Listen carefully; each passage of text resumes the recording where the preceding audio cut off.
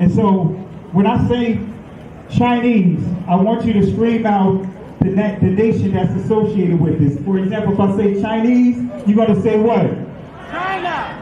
All right, let's say it with authority. When I say Chinese, you say what? China. All right, that's just a test right there. So here we go. Chinese. China. Russian. Russia. Italian. Italy. German. Germany. Swedish. Sweden. Korean. Korea. Egyptian. Egypt. Nigerian. Nigeria. Black. Exactly. Nothing. Tell him, Pastor. Tell him, Pastor. Black, nothing. I hope you were able to successfully identify the issue.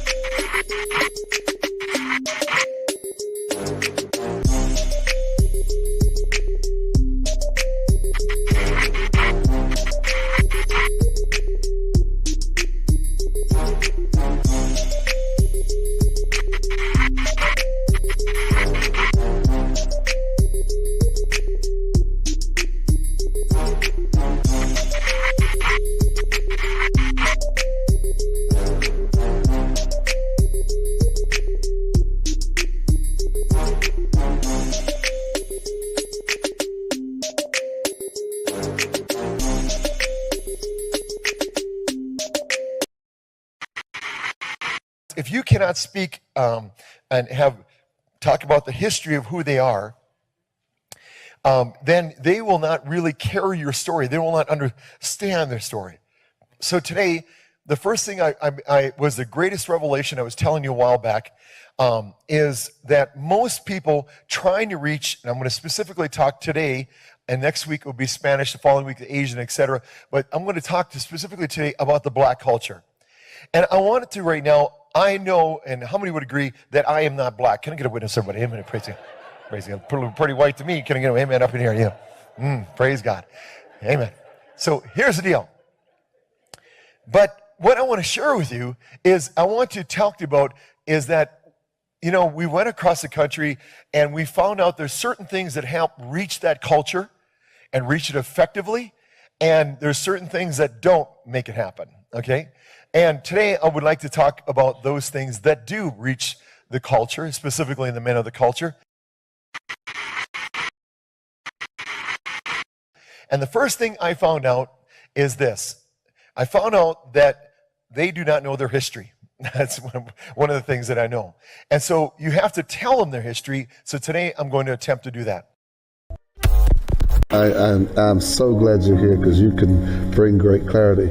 Can you tell us a little bit about the Sephardic Jews and how they were scattered because they went west? I sure can. Because the reason why I want to is because a lot of them, and a lot of people don't know this, are in the Caribbean. They are. In the islands. And you're one of them. I know that. I'm one of them. I know that. Because, you know, a lot of folk don't know that those roots are there. One of the first batches of slaves that came to Jamaica, they were the Sephardic Jews. It's documented. And they're all over the Caribbean, South America, Central America, and even the South Central United States. Wow. And DNA testing is a factor in all this now.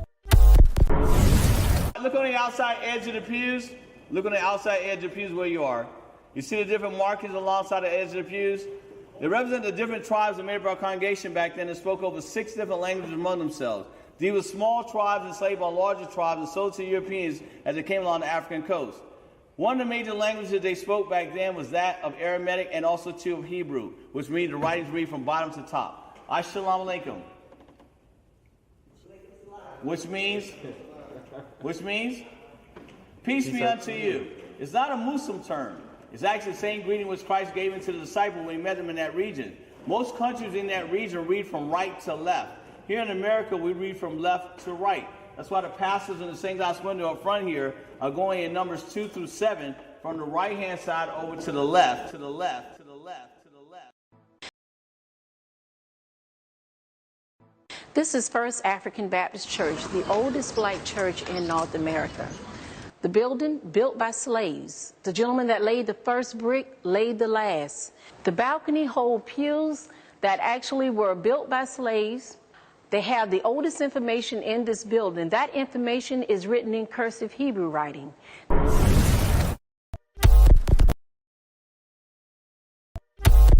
The same people that have stripped us of our identity and labeled us as a color have told us what it means to be black.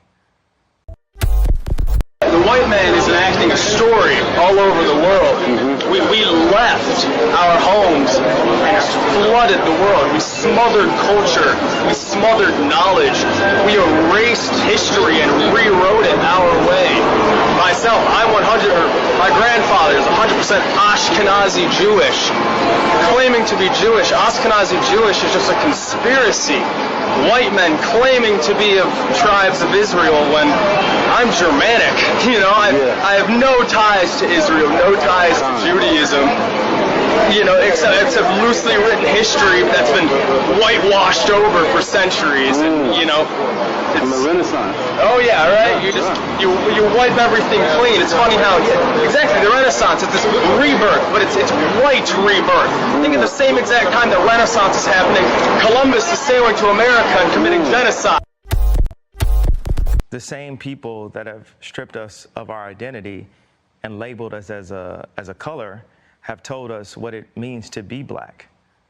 There's only one true ethnic Jew, the Mizrahi Jew, because they are Africans, and if you read the original Bible written in Phoenician Hebrew, they're not. Jewish people are not Europeans. The modern Jews in Israel are Russians or Khazars to be precise, from Russia. I learned it from my grandfather that he was because he was an Ashkenazi Jew. Planned Parenthood was made by Margaret Sanger, a known eugenics, with the KKK to control the Jew population. When I say Jew, I mean the 12 lost tribes of Judah, the blood of Christ, who the people known as the race black really are. And by the way, we blood of Christ. We blood of Moses. Right. We're not just a color in a crayon box. And if we knew that, who we really were, we'd treat each other differently. We'd treat ourselves differently. So when you say, I'm black and I'm proud, like, but of what? What concept are we understanding? They say, go see the African History Museum. Why do they start when the boats came? Why don't they start with the drums? When we was kings. No, they don't want it, but we are kings. But the 400 years doesn't have to deal with slavery. It has to deal with the Bible. It has to deal with us being disobedient to God. Right. And that's why we farm land that isn't our own. Record labels, the NBA, Hollywood. These boys be scared. They be sitting there. Michael B. Jordan be telling my cousin, like, man, I want to do what Ye do, but I'm just, I'm right here. Or, like Kevin Hart be like, man, I like that. I'm envious of what Dave Chappelle could do. I talk about the left, the Democrats, and how they pray with BLM on our outrage. Even when I put up the DEFCON 3 tweet, I was outraged at this point. What does DEFCON 3 mean? It's like level of actually when it's DEFCON, it's like nuclear war shit. I spelled it wrong. I have a tendency to do that. But DEFCON is actually that you're preparing to protect yourself. Anti-Semitic statements are never good for anybody, right? It's kind of like being anti-black. But it's really interesting. I didn't realize that I could be considered anti-Semitic till I read one of the definitions of anti-Semitism. Look at this. The definition says, making mendacious, dehumanizing, demonizing, or stereotypical allegations about Jews as such, or the power of Jews as a collective, such as, especially, but not exclusively. This sounds like let it go by. All right, so it says, think about it, that sounds like the type of wording that's in the contracts, right? Indeed. such as, especially but not exclusively, the myth about a world Jewish conspiracy or of Jews controlling the media, economy, government, or other societal institutions. But isn't that what you said? That Jews run everything? Yeah, but that actually is considered to be anti-Semitic. Right. So I didn't realize that it was anti-Semitic to say, hey, you know, I have a Jewish attorney, I have a Jewish record label, I have a Jewish contractor, I have a Do you regret your statements? Or the statements you think you should be walking back? I mean, considering... What do you mean walking back? Well, you know, backing up off of them. I mean, the thing is, you've lost a lot of endorsements. People are dropping you. You're getting, you know, vilified. You know, I mean, you might think you're right, but I think, you know, there's a whole world out there that's condemning you for what you said. Okay, so this right here is a chart of Universal Studios, 20th Century Fox, ABC News, CBS News, Columbia Pictures, Warner Brothers, ESPN Sports, Fox News, Washington Post, Metro Goldwyn Mayer, MTV Music Television, Nickelodeon, USA Today, Wall Street Journal, Comedy Central, NBC Entertainment, Google, what else do we have? Disney, ABC Kids and Family, YouTube, Los Angeles Times, Discovery Network, Paramount Pictures, Facebook, Huffington Post, Yahoo, Marvel, Hulu, Cosmopolitan, Time, Touchstone, Associated Press, Pixar, Miramax, HBO, New York Post, LucasArts, MSNBC, DreamWorks Animation. Now, the thing is, I skipped over maybe about 5 of them because it was just unclear on this list. The red are the executives that are Jewish at these companies. Do you think they stuck together when they heard what you said? Was that what happened? נחשף ביערות בורקינה פאסו שבט קניבלים נטו נטו. שלום למנהיג השבט קזבובו. שלום עליכם. אברהם יצחק יעקב, יודע עברית, שולחן, חשבונית, קובי פרץ, מוטלזי מוטאו. מר קזבובו, כולנו כאן בישראל מופתעים ונרגשים נוכח האפשרות שתעלו ארצה. קזבובו שמח, 2000 שנות גלות נגמר, רואים אור בקצה של מנהרה. אתם בטוחים שאתם יהודים? התחלנו על חנן. אם הוא שחור הוא לא יהודי? לא בגלל שהוא שחור, הוא... מה הוא מה? קניבל. ומי אתה שתגיד לו מה לאכול, אם הוא קניבל הוא לא יהודי? אולי תבוא, תעשה אצלנו שבת? זה לא שיש לי משהו אישי נגדכם, אבל הפלשמורה למשל תקועים... להתחיל לאסוף את המסתננים, לא צריך לחכות לבג"ץ, לא צריך שום דבר.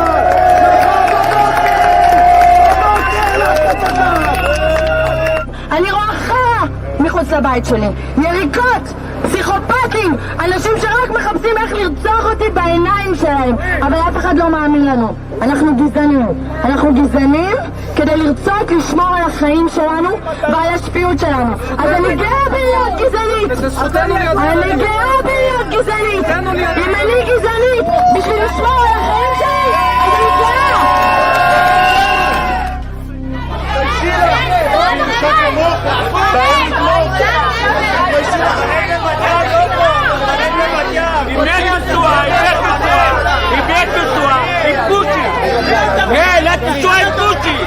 את עם פושי לנסוע! את נשואה עם פושי! לכי את והוא! תלכי מפה! תלכי! את נשואה עם פושי! לכי! לא מתפיישת!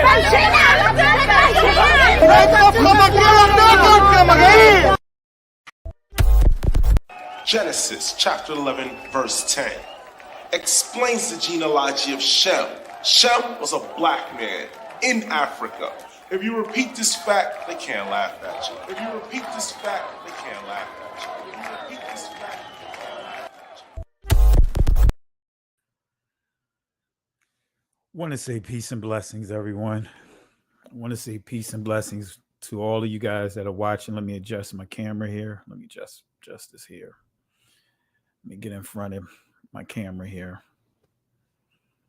Let me see here. All right. Again, I want to say peace and blessings to everyone. Let me back this up a little bit. Wow. So much to unpack. And we're going to do as much as we can tonight. Just talk about a few things, answer some questions. Because I uploaded and, I played a couple of clips from the latest video with Kanye West, Kanye Yee. He goes by Yee now. And, you can really see how dejected he is, how broken he is, just even listening to some of the things that he had stated, some of the things that he stated. And, again, we know that Kanye or Yee said some things that got up under our skin, said some things about George Floyd and, that whole situation, how he approached it and what he believed based upon I guess, some documentary that Candace Owens had done. He made some statements about slavery, that I can tell you straight up, rubbed me the wrong way, right? Now, I was one of those as well, looking at some of the things that he's done in the past in terms of some of the demonic stuff that he was got into. We could go that route, even with the imagery of the satanic imagery, the images and symbols. So I can understand that many of us are very hesitant and believing that he completely changed, that he's not that same person, right? And for me, I'm not going to really get into all of that because when we look at the scriptures, right? Because many will pull up and say, hey, you know what he said in his music, that he sold his soul to the devil. He made a pledge. He made an agreement with the devil. But at the same time, many of you guys are part of a fraternity, part of a sorority, pledged, gave an oath to use your life as collateral. You work for the government. Guess what? You give your life, you're pledging your life as collateral. You become a doctor, right? You have to pledge, use your life as collateral. When you become a lawyer, you pledge your life as collateral. Police officer, you pledge, you give your life as collateral. Postal worker, you give your life as collateral. No matter how you look at it and slice and dice it, let's not be contradictory with our behavior when we're dealing with Kanye West. I do recall for many of the Bible thumpers that Apostle Paul persecuted his own people. And when you read the scriptures, he was there when Stephen was murdered, stoned to death. Paul persecuted his own people, sent out by the high priest, his own people. But for those that don't want to deal with the renewed covenant, some of you guys will refer to it as the New Testament. But if we want to go with King David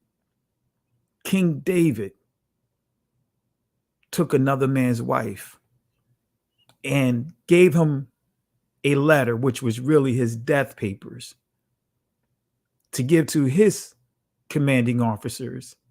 And he was placed on the front lines to be killed. So David gave another man whom he slept around with his wife his death papers.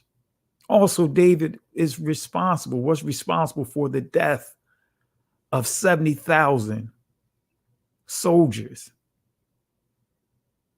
70,000, right? But we could take it a step further, right? because we want to talk about demonic worship, and we quick and we good at throwing those things out there. We good at bringing out what other people has done or have done. But what's in your closet? What's in your wallet? Nebuchadnezzar. You guys know some of you guys know the scriptures. Nebuchadnezzar.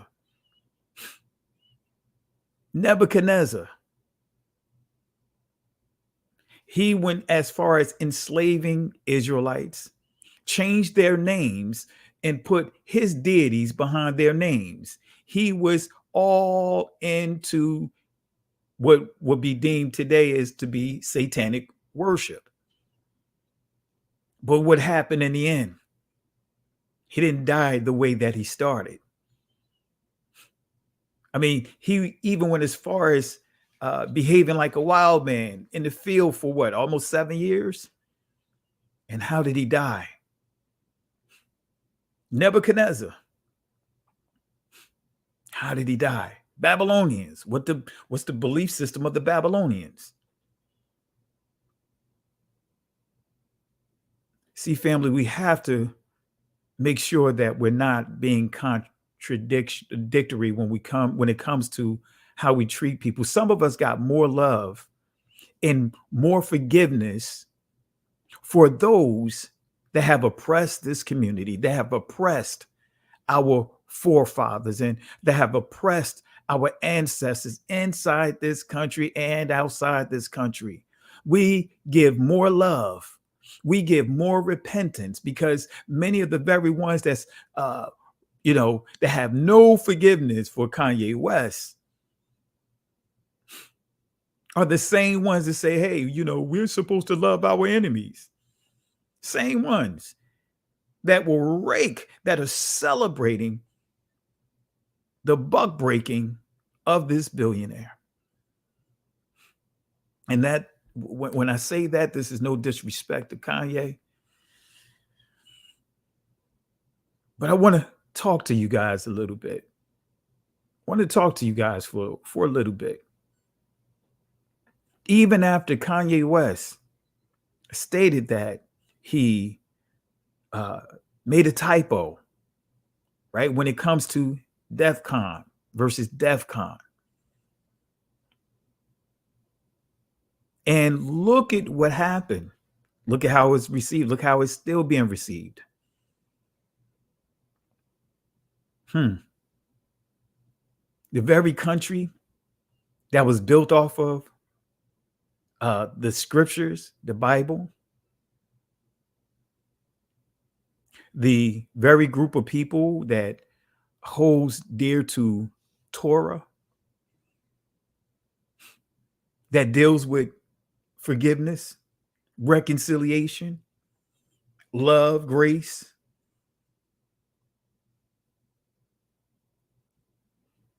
And I'm not going to be one of those guys. I'm not going to be one of those guys, because we good at this. The next day, after the fact, prophets, I wish they had did that to me. You can say all what you want or how you would handle a situation until you under and in that situation. None of us can speak from his angle, because we don't have that type of resources to lose. Most of you don't have to sit up or be or speak in front of people to understand the pressure, to understand that you can slip up. So I'm going to play this clip one more time. And I want y'all to really listen to him and pay attention to his body language. Right? Because in this particular set of clips, he got asked a question about, do he have any regrets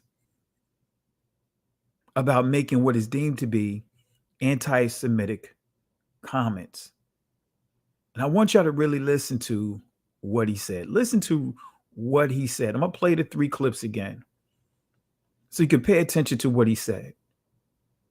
Because most people don't even understand what anti-Semitism is.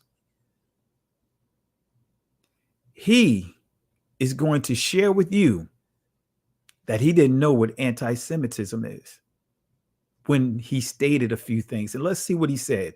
Let's listen to what he said again. Anti-Semitic statements are never good for anybody, right? It's kind of like being anti-black. But, it's really interesting. I didn't realize that I could be considered anti-Semitic till I read one of the definitions of anti-Semitism. Look at this. The definition says, making mendacious, dehumanizing, demonizing, or stereotypical allegations about Jews as such, or the power of Jews as a collective, such as, especially, but not exclusively. This sounds like a, let it go by.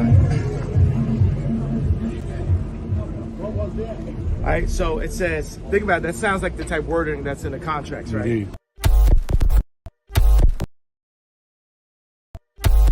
Such as, especially, but not exclusively, the myth about a world Jewish conspiracy or of Jews controlling the media, economy, government, or other societal institutions. But isn't that what you said? That Jews run everything? Yeah, but that actually is considered to be anti-Semitic. Right. So I didn't realize that it was anti-Semitic to say, hey, I have a Jewish attorney, I have a Jewish record label, I have a Jewish contractor, I have a Do you regret your statements?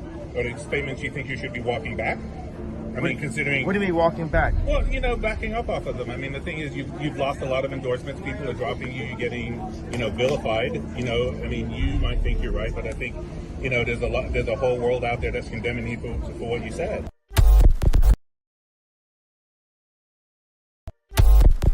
Okay, so this right here is a chart of Universal Studios, 20th Century Fox, ABC News, CBS News, Columbia Pictures, Warner Brothers, ESPN Sports, Fox News, Washington Post, Metro Goldwyn Mayer, MTV Music Television, Nickelodeon, USA Today, Wall Street Journal, Comedy Central, NBC Entertainment, Google, what else do we have?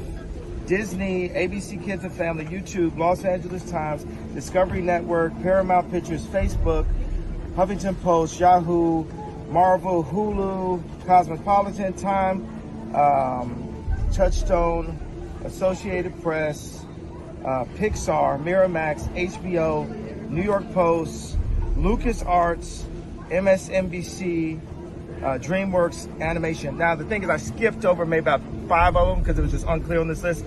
The red are the executives that are Jewish at these companies. Do you think they stuck together when they heard what you said? Was that what happened?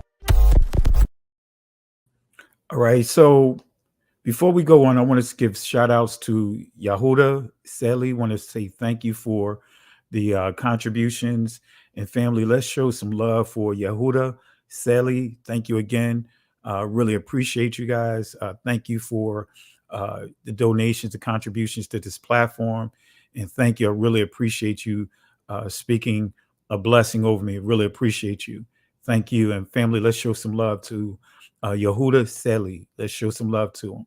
All right. To our brother. All right. So listen to what he said. He got asked about anti-Semitism. Do he have any regrets? And he shared that he looked up the word, and according to the word, he did not know, by saying that the Jewish community, as we know them, said that he had no clue that saying that they own up everything or they run everything is considered to be anti-Semitic. He said he didn't know that. So he got asked again, do he have any regrets? But then right? He went on and gave a list of those that are running the big companies in Hollywood. We're not even getting into the banking system and all that other stuff, right? So before we go on, I want to say peace and blessings. Thank you, William Smithers. Really appreciate the love and support. Family, let's show William Smithers some love and support for his contributions tonight. Really appreciate you. Thank you again, my brother. Appreciate you. Right? So let me take you to, and this is from a presentation I did years ago.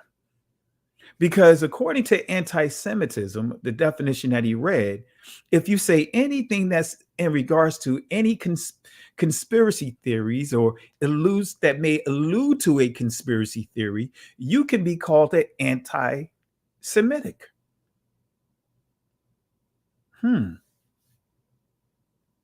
So this is what I'm going to do. And some of you guys remember this presentation, right? I'm going to show you, I'm going to give you a source, right? I'm going to show you a news article of someone that stated what he stated. Let me pull it up here. Matter of fact, let me do it right now. And then we're going to address a few things because I definitely want to also talk about the Kyrie Irving, the Hebrews to Negroes. Matter of fact, let me pull that up real quick, right? The Hebrews to Negro tweet that he placed on his Twitter, and how he was labeled a anti-Semitic for posting this here. He just posted Ron Dalton, who written, produced Hebrews to Negroes, right? He posted the link on his Twitter, and he had to give an answer to being accused of being anti-Semitic because of him posting this movie that's on Amazon. Now, family, it's not easy to get a movie, a documentary on Amazon. It's not easy like many of you guys may think it is. It's not easy. You have to go through layers of approval to get something placed on a movie or media placed on Amazon. It's not easy. So Kyrie had to give an answer, and the first person that actually put a public statement out there about him outside of Rolling Stones and some of the other media outlets was the person that he works for. Can you imagine working for someone and the person that's supposed to protect you within that the confines of that company, literally, instead of giving you an opportunity to say something or respond, put something out there about you? So here it is, right? This is the tweet that he put out there. Let me stretch it out here so you guys can see. I was surprised when this came across my desk because I was up late, right? And I saw this come across my desk. I was like, what? Wait a minute. Wow. A movie that's on Amazon, approved to be on Amazon, been on it for a few years. See, y'all got to pay attention to this here, family. And we're going to deal with a few things tonight, family. We're going to deal with a few things tonight. And I want to start off with the scripture, this passage here, Jeremiah chapter 16, verse 19. O Yahweh, my strength and my fortress and my refuge in the day of affliction. The Gentiles, in other words, all these nations that are not blood descendants of Israel, shall come unto thee from the ends of the earth, and shall say, Surely our fathers have inherited lies, vanity, and things wherein there is no profit. In other words, there's a lot of lies, a lot of things that was handed down. And what they're saying in this passage is that they're innocent bystanders. They had no clue about some of the lies and the things that are going on, the things that their fathers were through traditions handed down, similar to what we just heard here with this this this Ashkenazi guy right here that was giving his testimony about his heritage that I played earlier. This clip here. The white man is enacting a story all over the world. We left our homes and flooded the world. We smothered culture. We smothered knowledge. We erased history and rewrote it our way. Myself, my grandfather is 100% Ashkenazi Jewish. Claiming to be Jewish, Ashkenazi Jewish is just a conspiracy. White men claiming to be of tribes of Israel when I'm Germanic. You know, I have no ties to Israel, no ties to Judaism. All right. So let me say fair use, number one. And what's unfortunate is because if you even use certain words, you get flagged. You get flagged. Like the word anti-Semitism says, attaching using the word conspiracy or any conspiracy theories towards the Jewish community as we know them. So we have a lot to unpack here, family, tonight. We got a lot to unpack. I got other clips I could show you. I got tons of clips. Just like what you heard. I just don't upload them. It's so many to upload, right? So let's first answer. Yes, this is a big PowerPoint. I narrowed it down some. Let's go to this here. We'll deal with that word Semitic again. I know we deal with it a lot, but I want to deal with the media, right? Let's deal with this here. You guys saw this before. Does the Jewish community run or control Hollywood? That is the question that was raised in this particular article by Joel, some would say Joel, Stein. So just the name alone should give you an idea of the heritage of the person, this journalist rather, who wrote this article. This is December 19, 2008. LA Times, Who Runs Hollywood? Come on, that's the name of the article.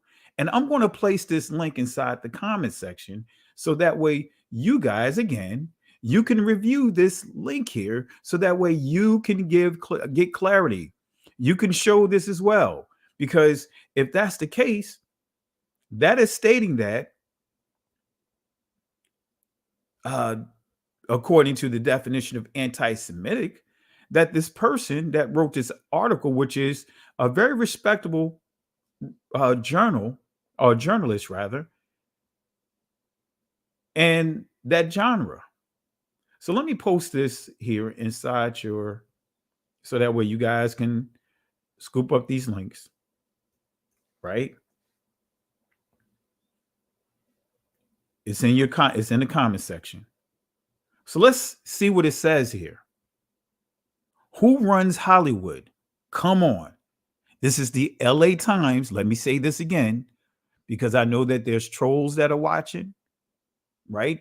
I know that there are those that are watching right now, hoping and praying that I say something that they can report me, right? But I'm going to use sources from within the Jewish community. So let's hear someone that's from the Jewish community. Let's hear what this journalist says about who runs Hollywood. Who runs Hollywood? Come on. I have never been so upset by a poll in my life. Only 22% of Americans now believe the movie and television industries are pretty much run by Jews, down from nearly 50% in 1964. The Anti Defamation League, which released the poll results last month, sees in these numbers a victory against stereotyping. Actually, it just shows how dumb America has gotten. Jews totally run Hollywood. I'm going to read it one more time. I'm going to read that last sentence again. I want y'all to really, pay attention to this, right? Let it resonate, right? This is not me. I didn't write this article. This is someone from the Jewish community. The Jewish community, as we know them, it's someone from that community, right? So let's read it one more time. Actually, it just shows how dumb America has gotten. Jews totally run Hollywood. What? How deeply Jewish is Hollywood? That's the question he asks. Now he's saying that the numbers are down, right? And that he's concerned. He's like, wait a minute, the numbers are down only 22% at this time, right? He says, I've never been so upset by a poll in my life. Only 22% of Americans now believe the movie and television industry are pretty much run by Jews, down from nearly 50% in 1964. The Anti Defamation League, which released the poll results last month, sees in these numbers a victory against stereotyping. Actually, it just shows how dumb America has gotten. Jews totally run Hollywood. How deeply Jewish is Hollywood? When the studio chiefs took out a full page ad in the Los Angeles Times a few weeks ago to demand that the Screen Actors Guild settle its contract. The open letter was signed by, notice the names here, right? News Corp, President Peter Chernin, Jewish. Paramount Pictures, Chairman Brad Gray, Jewish. Walt Disney Company, right? Chief Executive Robert Iger, Jewish. Sony Pictures, Chairman Michael Linton, Surprise Dutch, Jewish. Warner Brothers, Chairman Barry Mayer, Jewish. CBS Corp, Chief Executive Leslie Moonves, so Jewish, his great uncle was the first prime minister of Israel.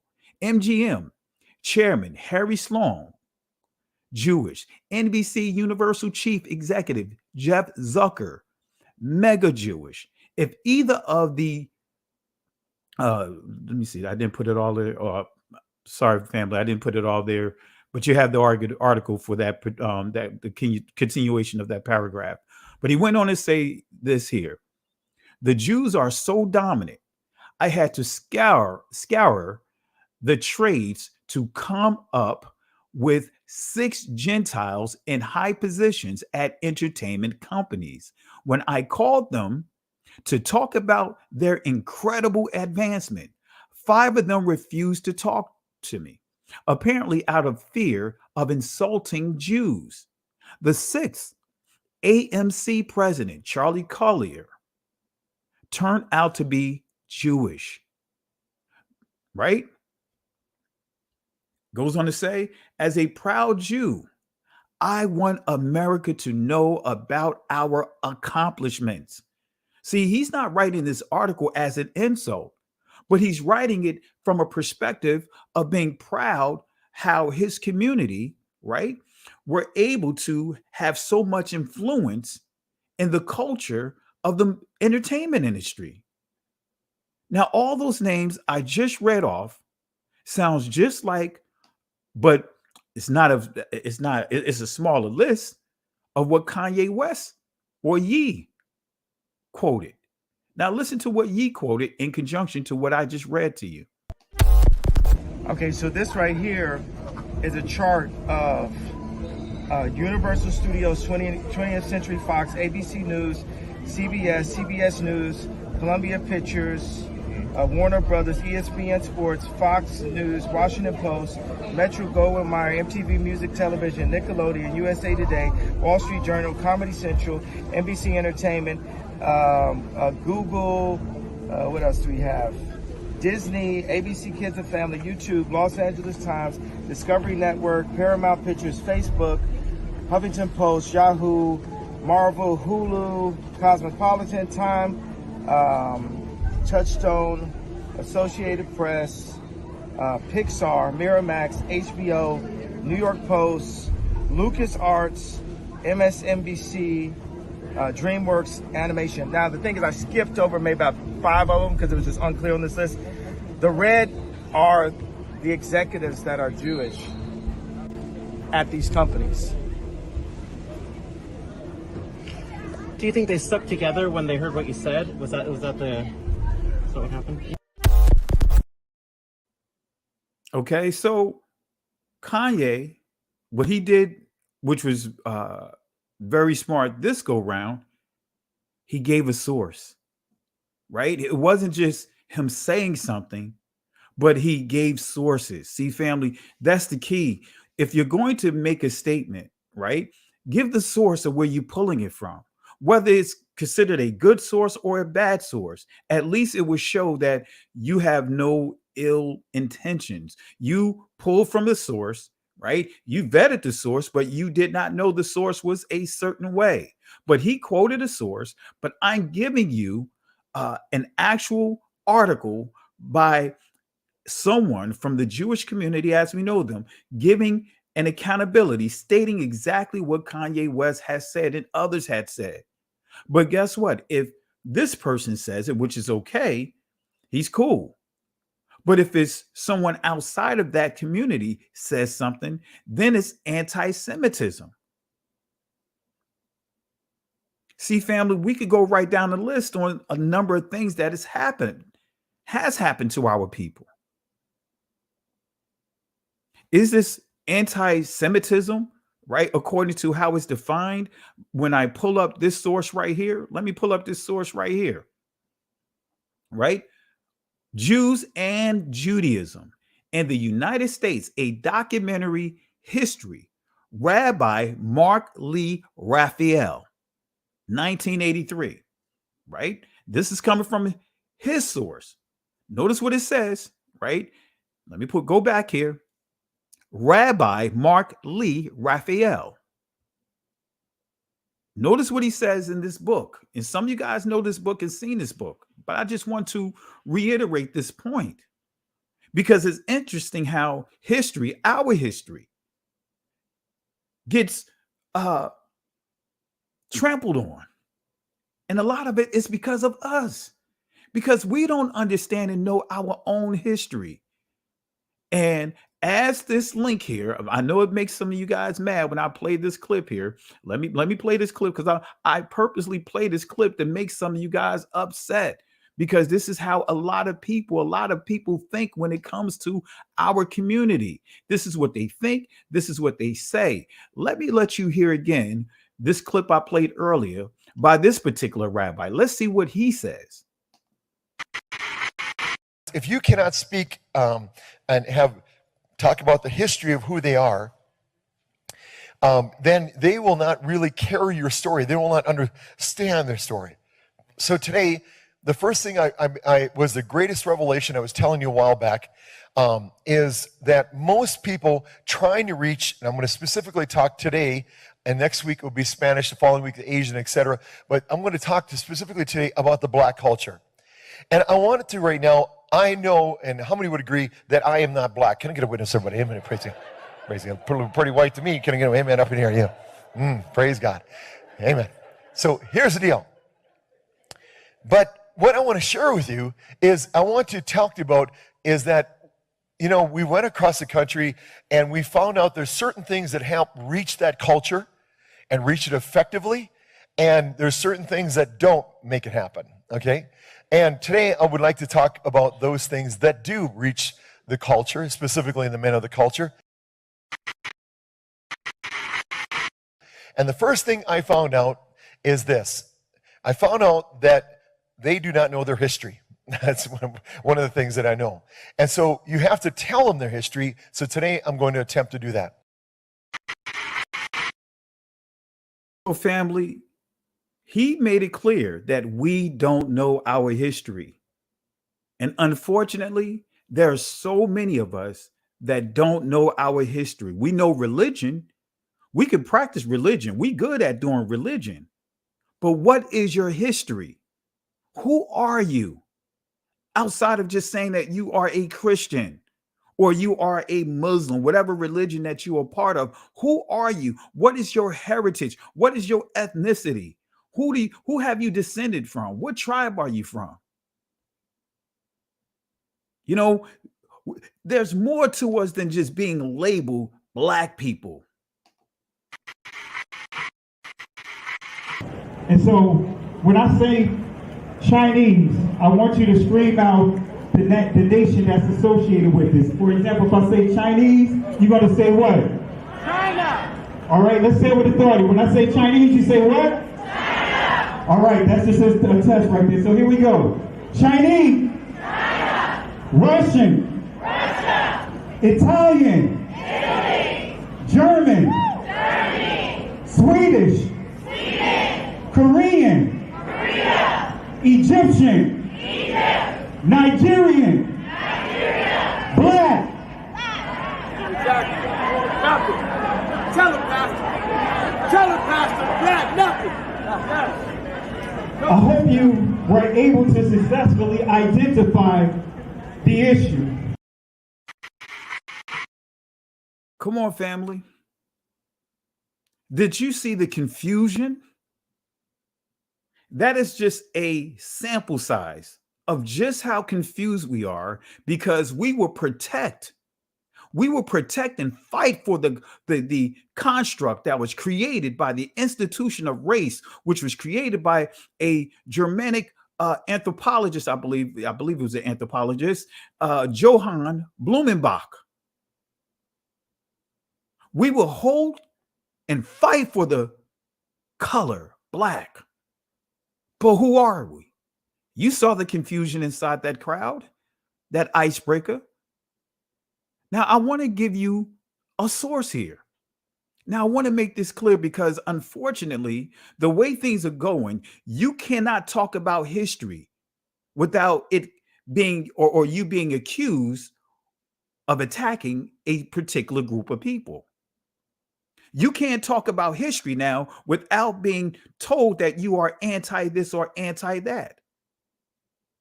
We should be able to talk about religion without it coming across as if we're trying to insult or humiliate individuals. So I want to make this clear. I am not dealing with individuals. I'm dealing with sources here. I'm dealing with history. I'm dealing with institutions. This is not directed at any particular person. This is dealing with the institutions. So I want y'all to pay attention. This is Mark Lee Raphael, right? Rabbi, Jews and Judaism in the United States, a documented history. He says in his book, Jews also took an active part in the Dutch colonial slave trade. Indeed, the bylaws of the recipe in the Mauritius congregations, 1648, included an imposta, in other words, a Jewish tax of 5 soldos for each Negro slave a Brazilian Jew purchased from the West Indies Company. So this is telling you that the Jewish community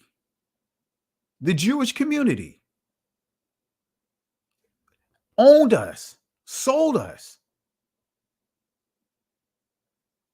As you see here, the Jews also took an active part in the Dutch colonial slave trade. And yet we have to fight tooth and nail just to get any kind of reparations. Over 100 million of our ancestors that was kidnapped, that was raped, that was brutalized, that was, now we get into the word rapture, because that's what the word rapture means for those that are watching this for the very first time. So we have to now deal with that. We still dealing with all kinds of injustices. Anyone can come into our community and do whatever they want to do. Remember the situation that happened in Milwaukee?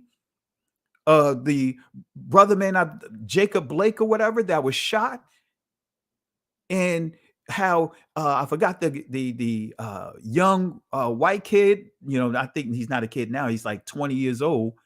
19? No, he's 19, I believe. 18 or 19. How he was in, along with other groups that was part of different militias, to go into our community over there to facilitate us, to watch over us, to watch our community, to police our community. We're the only people in this country that have to be fearful. We have to give our children, right, that the not the normal things, like most other cultures, when their children is getting a driver's license, all they have to do is just read the DMV manual, study it, take the test, they cool. But we have to take it a step further.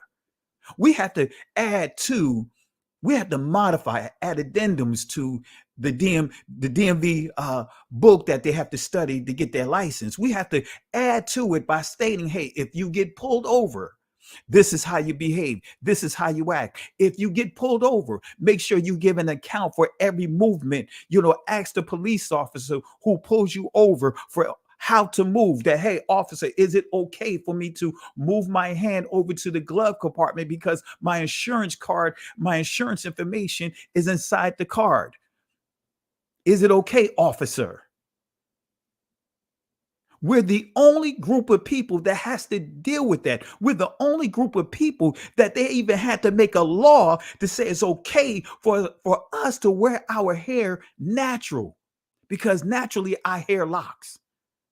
We're the only group of people that they had to pass a law stating that it's okay for us to wear our hair natural. We're the only group of people. Y'all, come on, the Black Caucus, when, with the whole situation with George Floyd, and they're the Black Caucus, they're grandstanding. Oh, we're going to make sure that we're going to put a law in place that another Black person, another Negro, another African American will never have to worry about a knee being applied to their neck ever again. But guess what? Many of our brothers and sisters are still being killed innocently, murdered by law enforcement. Come on, family. This is dealing with reality. As you see here, Jews also took an active part in the Dutch colonial slave trade.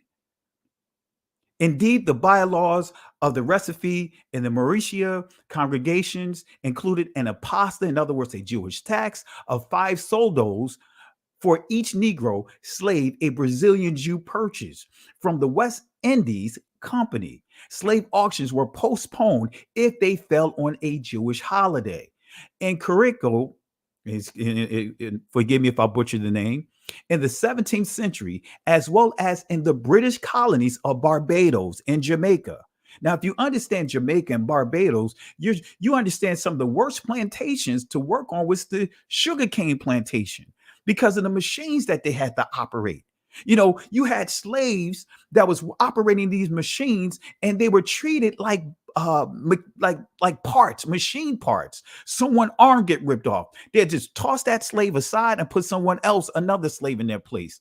That you had, and it's documented that you had slaves, if on moving day, right, which would be the day after New Year's, January 2nd, right, when they find out that they have been sold to a certain owner or a plantation, or they were begging and pleading not to go to a sugarcane plantation. We got to be real about this.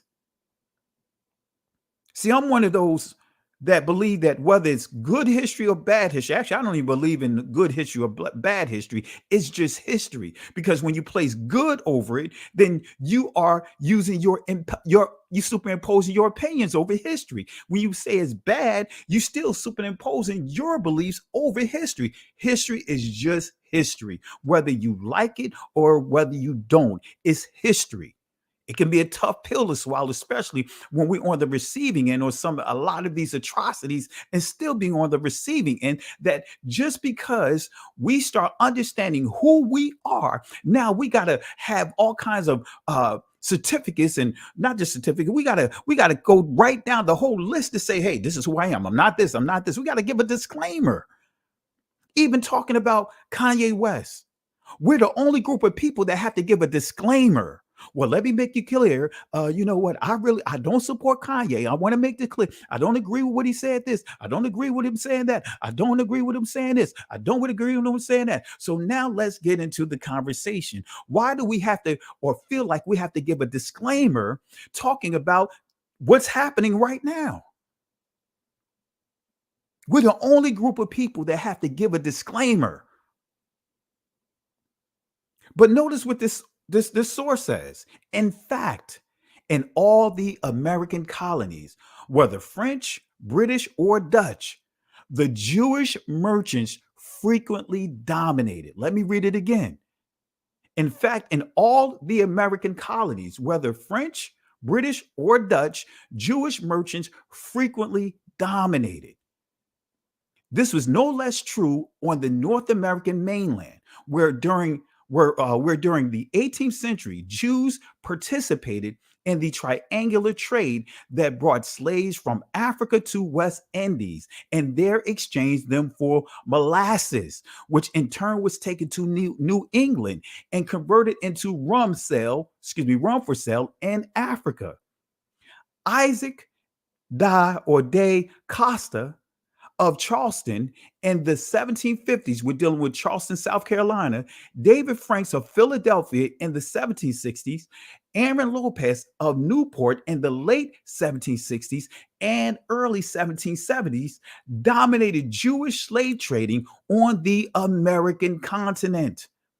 In these European outposts, the Jews, with their years of mercantile experience and network of friends and family providing market reports of great use, played a significant role in the merchant capitalism, commercial revolution, and territorial expansion that developed in the New World and established the colonial economies. The Jewish Caribbean nexus provided Jews with the opportunity to claim a disproportionate influence in the 17th and the 18th century New World commerce and enabled West Indian Jewry far outnumbering its co-religionists. Further north, to enjoy a centrality which North American Jewry would not achieve for a long time to come. Groups of Jews began to arrive in Suriname in the middle of the 17th century after the Portuguese regained control of northern Brazil. By 1694, 27 years after the British had surrendered Suriname to the Dutch, there were about 100 Jewish families. Let me say that again. There were about 100 Jewish families, not 100 individuals, 100 Jewish families and 50 single Jews there, or about 570 persons. They possess more than 40 estates. Wait a minute. They possess in this area more than 40 estates, and 9,000 slaves contributed 24,905 pounds of sugar as a gift for the building of a hospital, and carried on an active trade with Newport and other colonial ports. By 1730, Jews owned 115 plantations and were a large part of a sugar export business, which sent out 21,680,000 pounds of sugar to European and New World markets in 17 1730 alone. Just in 1730 alone, 21,680,000 pounds of sugar just in 1 year alone. And as I stated, the sugarcane plantations were the worst plantations to work on, to be enslaved on, just as I pointed out. Did y'all know Domino sugar? Right? Domino sugar. Oh, there's some things we could talk about. Domino sugar owning slaves. Go figure. That yellow bag of sugar, remember that yellow and white bag of sugar? They owned slaves. And so many of our slaves, our ancestors lost their lives, died. Oh, but anyway, slave trading was a major feature of Jewish economic life in Suriname, which as a major stopping off point in the triangular trade. Both North American and Caribbean Jews played a key role in this commerce. Records of a slave sale in 1707 revealed that the 10 largest Jewish purchasers, right, spent more than 25% of the total funds exchanged. So, family, right? I just share with you a source. Is that conspiracy? Is that anti-Semitism based off the definition that is presented? Is that anti-Semitism? See, this is the thing that's happening right now. We are in a position now that is getting to a point that you can't even blink about even speaking up on a situation or mentioning a group of people, right, without being flagged. That's where it's getting at. That's where it's getting at. Anything but the Negroes. Let me say that again. Anything but the Negroes.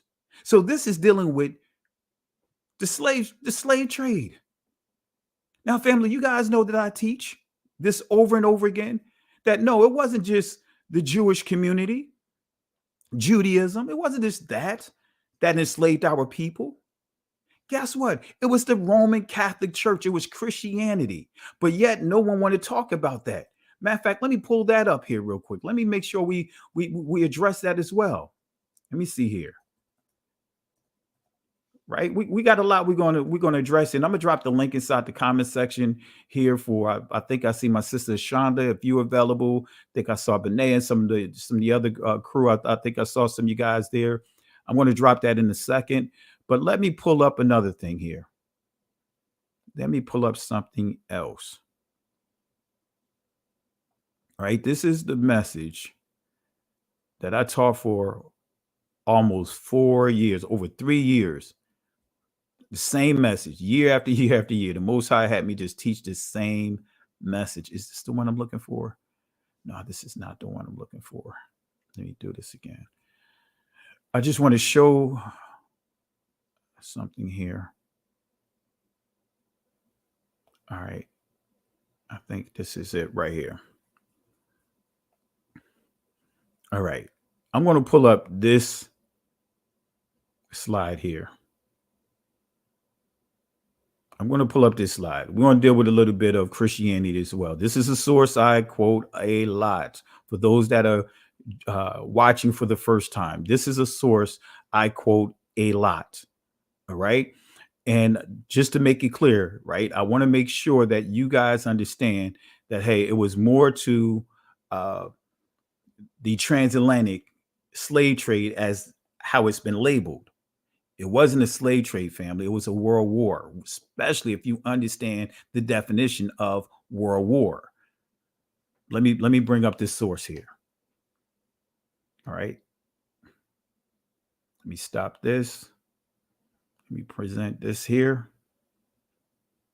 Because I want to make sure you guys understand this with Christianity, because this is not, this is dealing with our history that many are scared to talk about because of censorship. Right? Let me bring this up here. Here it is. Right? System to destroy our hope. That's the name of this presentation that I taught for years. Act of hostility. So let's go to this portion of this slide. Let me see here. Let's deal with a key point in history. Let's deal with slavery and the Catholic Church real quick. Let's stretch this out here because we still got more to cover. We're going to deal with the word Semitic, right? We're going to give an understanding of the word Semitic for those that are watching for the first time, because that's the discussion that we're not hearing. Let's define the word Semitic. Let's see what it means. But we're not seeing that part of the discussion. We just see the propaganda machine at full steam. But let's go to this source here, and we'll get back to Kanye, right? Slavery and the Catholic Church, 1975, page 52 and 53. I'm going to drop this link inside the comment section, not the link, but this source inside the comment section for those that are want to look up this book. I encourage you guys, look up this book. It's a lot of information inside this book, right? A lot of some great information here. And then the other thing we're going to cover anti-Semitism, and we're going to deal a little bit with heritage, right? But this is the book right here. You can download this book for free, I believe. All right. So let's deal with the church. Notice what it says here.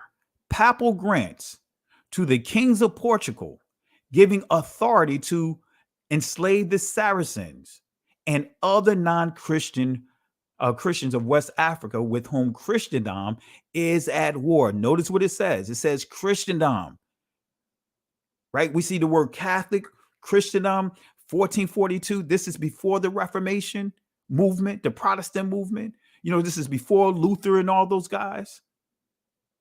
John Calvin, this is before those guys. So papal grants to the king of Portugal, giving authority to enslave the Saracens and other non-Christians of West Africa with whom Christendom is at war. Wait a minute, there's a war going on? Absolutely. Absolutely. It wasn't just a slave trade, it was a world war. And all these major groups used us, enslaved us, right? And our ancestors were technically prisoners of war. We are sons and daughters of prisoners of war. How come we don't hear this history? How come we don't hear about this history in these religious groups? How come we don't talk about the tens of millions, tens and tens and tens of millions of our people that were murdered, that was kidnapped, that was raptured? How come we don't talk about what's his name, Leopard, or whatever his name is, the guy that conquered Nigeria, killed over 10 million Nigerians, just him alone? How come we don't talk about that?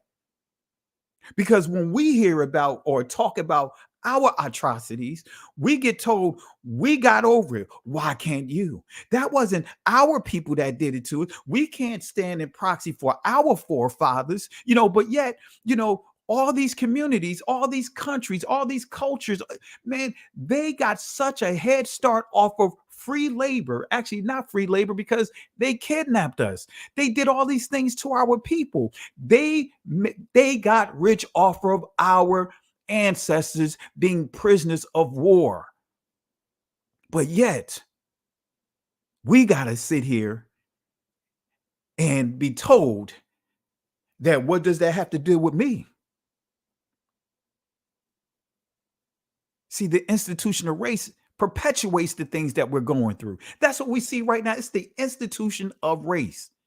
So I'm going to put a couple of questions out here, right? And I'm going to drop the link.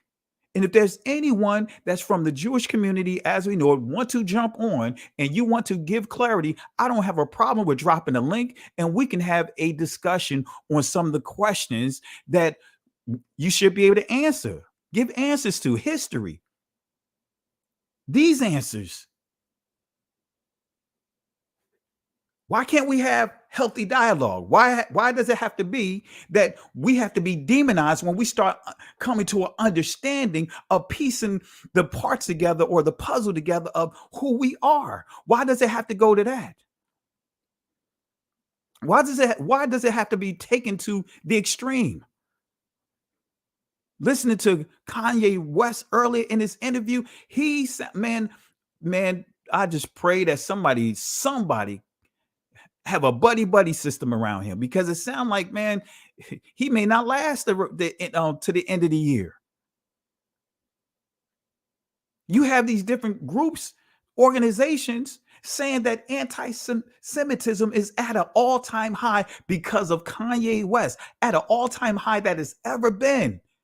But I'm trying to make sense of that, because according to the history as they are telling us, according to the Jewish Museum, right, they tell us that there were 6 million Jews that was killed by a man named Hitler. Now, I want to make this clear. I'm not being insensitive to anyone who lost relatives because of a heinous act by this person, Hitler.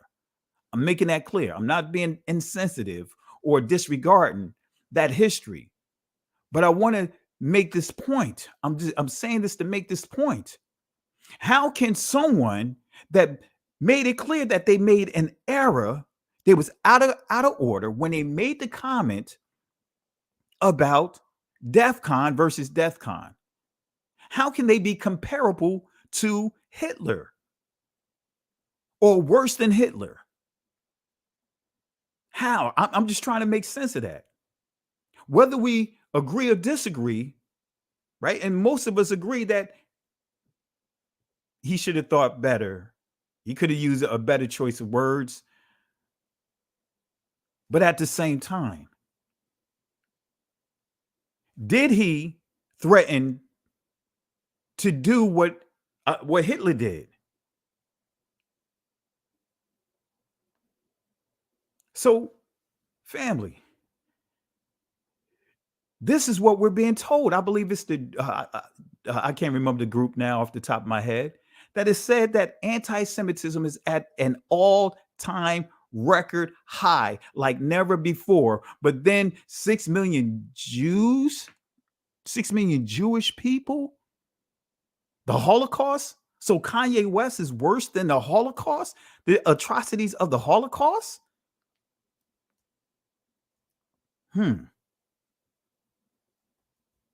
Arsenio Hall used to say, something to make you go home.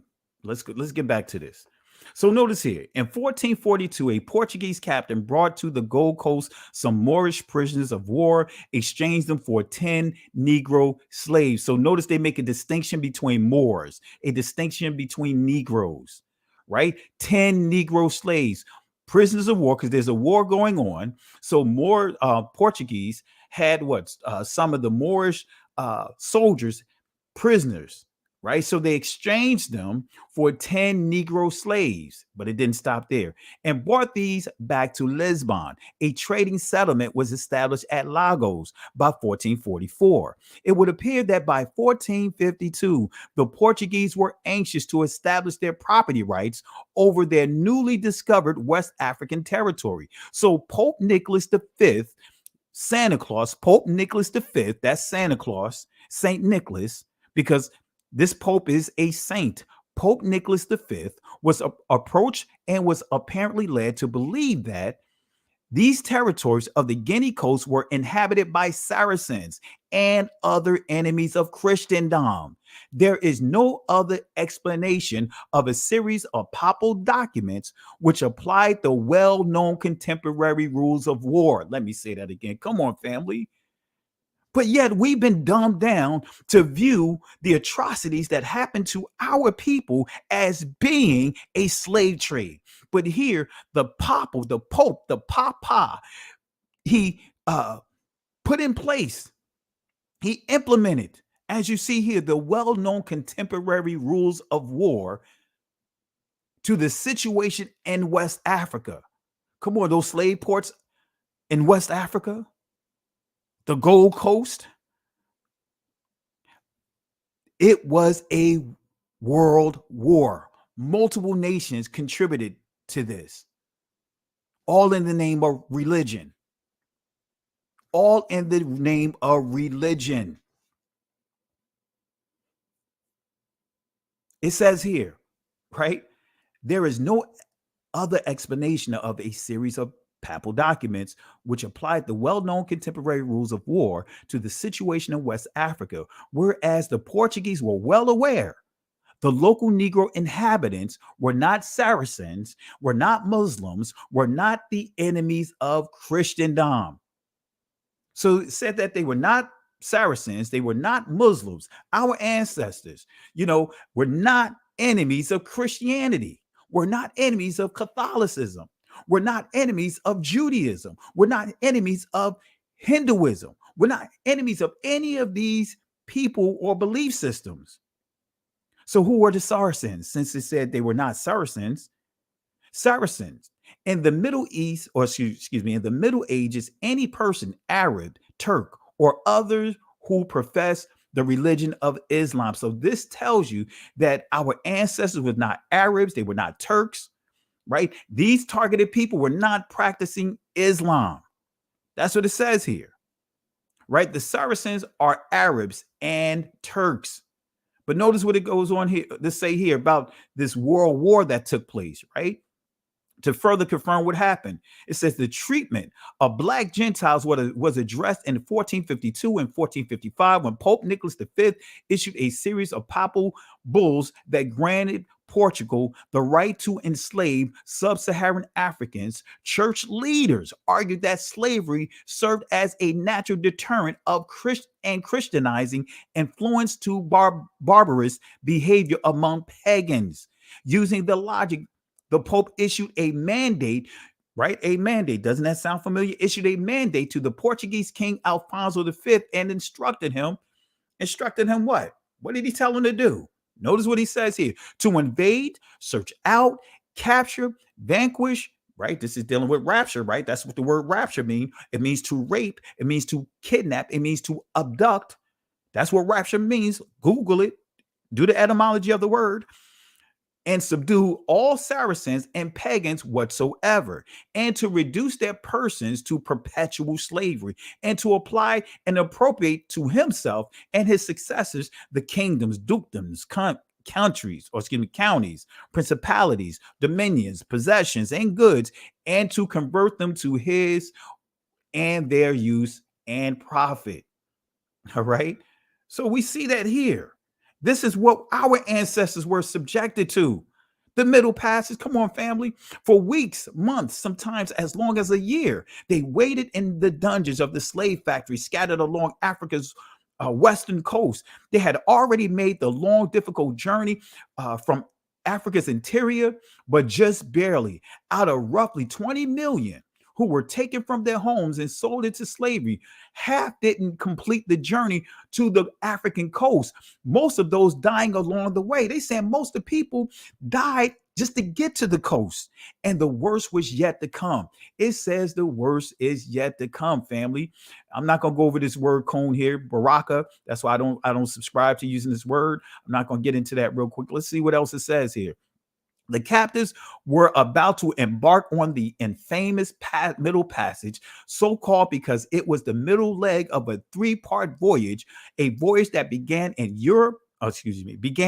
ended in Europe, right? So let's see what else it says here. Not going to go into that part. The slaves were branded with hot irons and restrained with shackles. Come on.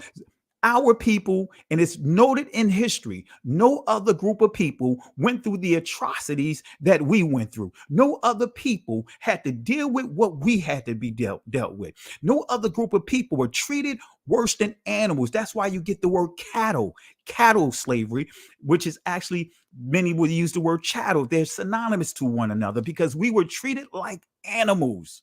No other group of people went through that level of humiliation, and we can say perversions, because it was all kinds of things that was happening. And to this day, every institution in this country and other countries have benefited from this world war, from the educational system, from these colleges, starting with Princeton and the Ivy League schools. They all had slaves. Georgetown had slaves, family,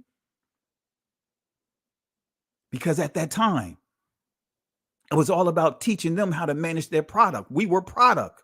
Product could not go to school and learn how to manage itself. Product couldn't purchase homes and manage itself. Product couldn't purchase property. Product couldn't even have a patent because product couldn't do these things. But we don't want to talk about that history. That's the history that we're told over and over again. You know what? Just put it aside. Just put it aside. Why you guys got to keep bringing it up? The fleur-de-lis, that's the fleur-de-lis family, the New Orleans Saints. All right. So I just want to touch on a little bit with the Christianity, because I know I've been going in. I touched on Christianity, but let me go ahead and let's get back to what we were dealing with the discussion here. Let's bring back up the other presentation here. Let's get back to dealing with some of the other questions we need to answer here. All right. Let's bring it up right now. It's unfortunate that everyone can talk about their history, but we can't talk about our history. We can't talk about our history. We have to talk in code when it comes to our history. We have to talk in code against or when we're dealing with all the parties that was involved with the things that our ancestors had to go through. We have to talk in codes. It's sad that we have to talk in codes, right?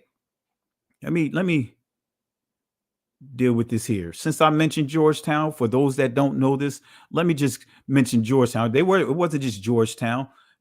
All the major universities had slaves to build up that campus, right? Notice here, the Georgetown Slavery Archive is a repository of materials relating to the Maryland Jesuits, Georgetown University, and slavery. The project was initiated by the Archives subgroup of the Georgetown University Working Group on Slavery, Memory, and Reconciliation. Notice what it says here. Articles of agreement between Thomas F. Mudeley of Georgetown District of Columbia. This is what it says. 19th June, 1838, articles of agreement between Thomas F. Mudeley of Georgetown District of Columbia of one part, and Jesse Beatty and Henry Johnson of the state of Louisiana. Of the other part, Thomas F. Mudeley sells to Jesse Beatty and Henry Johnson 272 Negroes, to wit, right? And I'm going to go back to that other slide real quick because, there's a lot of things that are circulating to where as though, you're hearing this label, the Black Hebrew Israelites, a lot of things that are being put out there to make it so that way anyone of color that says that they are Israel, right, are now a hate group. Anything but the Negroes. Anything but the Negroes. We're a hate group. If any one of you guys pull up your DNA and you see that you have Igbo, you have Limba, you have Ethiopian Jews, you have all these different people, these different groups that have been proven to be Israelites connected to the ancient Israelites, you are a cult. You are the Black Hebrew Israelites, which is an oxymoron that in itself. We're the only group of people. You have Asians honoring the law of return. You have all these different groups honoring the law of return. And we're going to touch on that shortly. Oh, come on. We got to just talk about this history.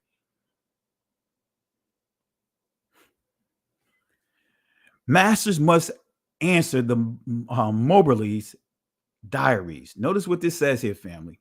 Some years ago, blacks were more easily kept in due subordination and were more patient under the rod of correction than they are now, because then discipline flourished, but now it is going to decay. The present white generation seem to lose sight of the old observation. The better a Negro is treated, the worse he becomes. It may be struck out, said, that the experimental truth of the above observation gave rise to the following lines. tender-handed brush a nettle, right? So what is the subject? Right? Slave abuse, right? That's the subject, slave abuse.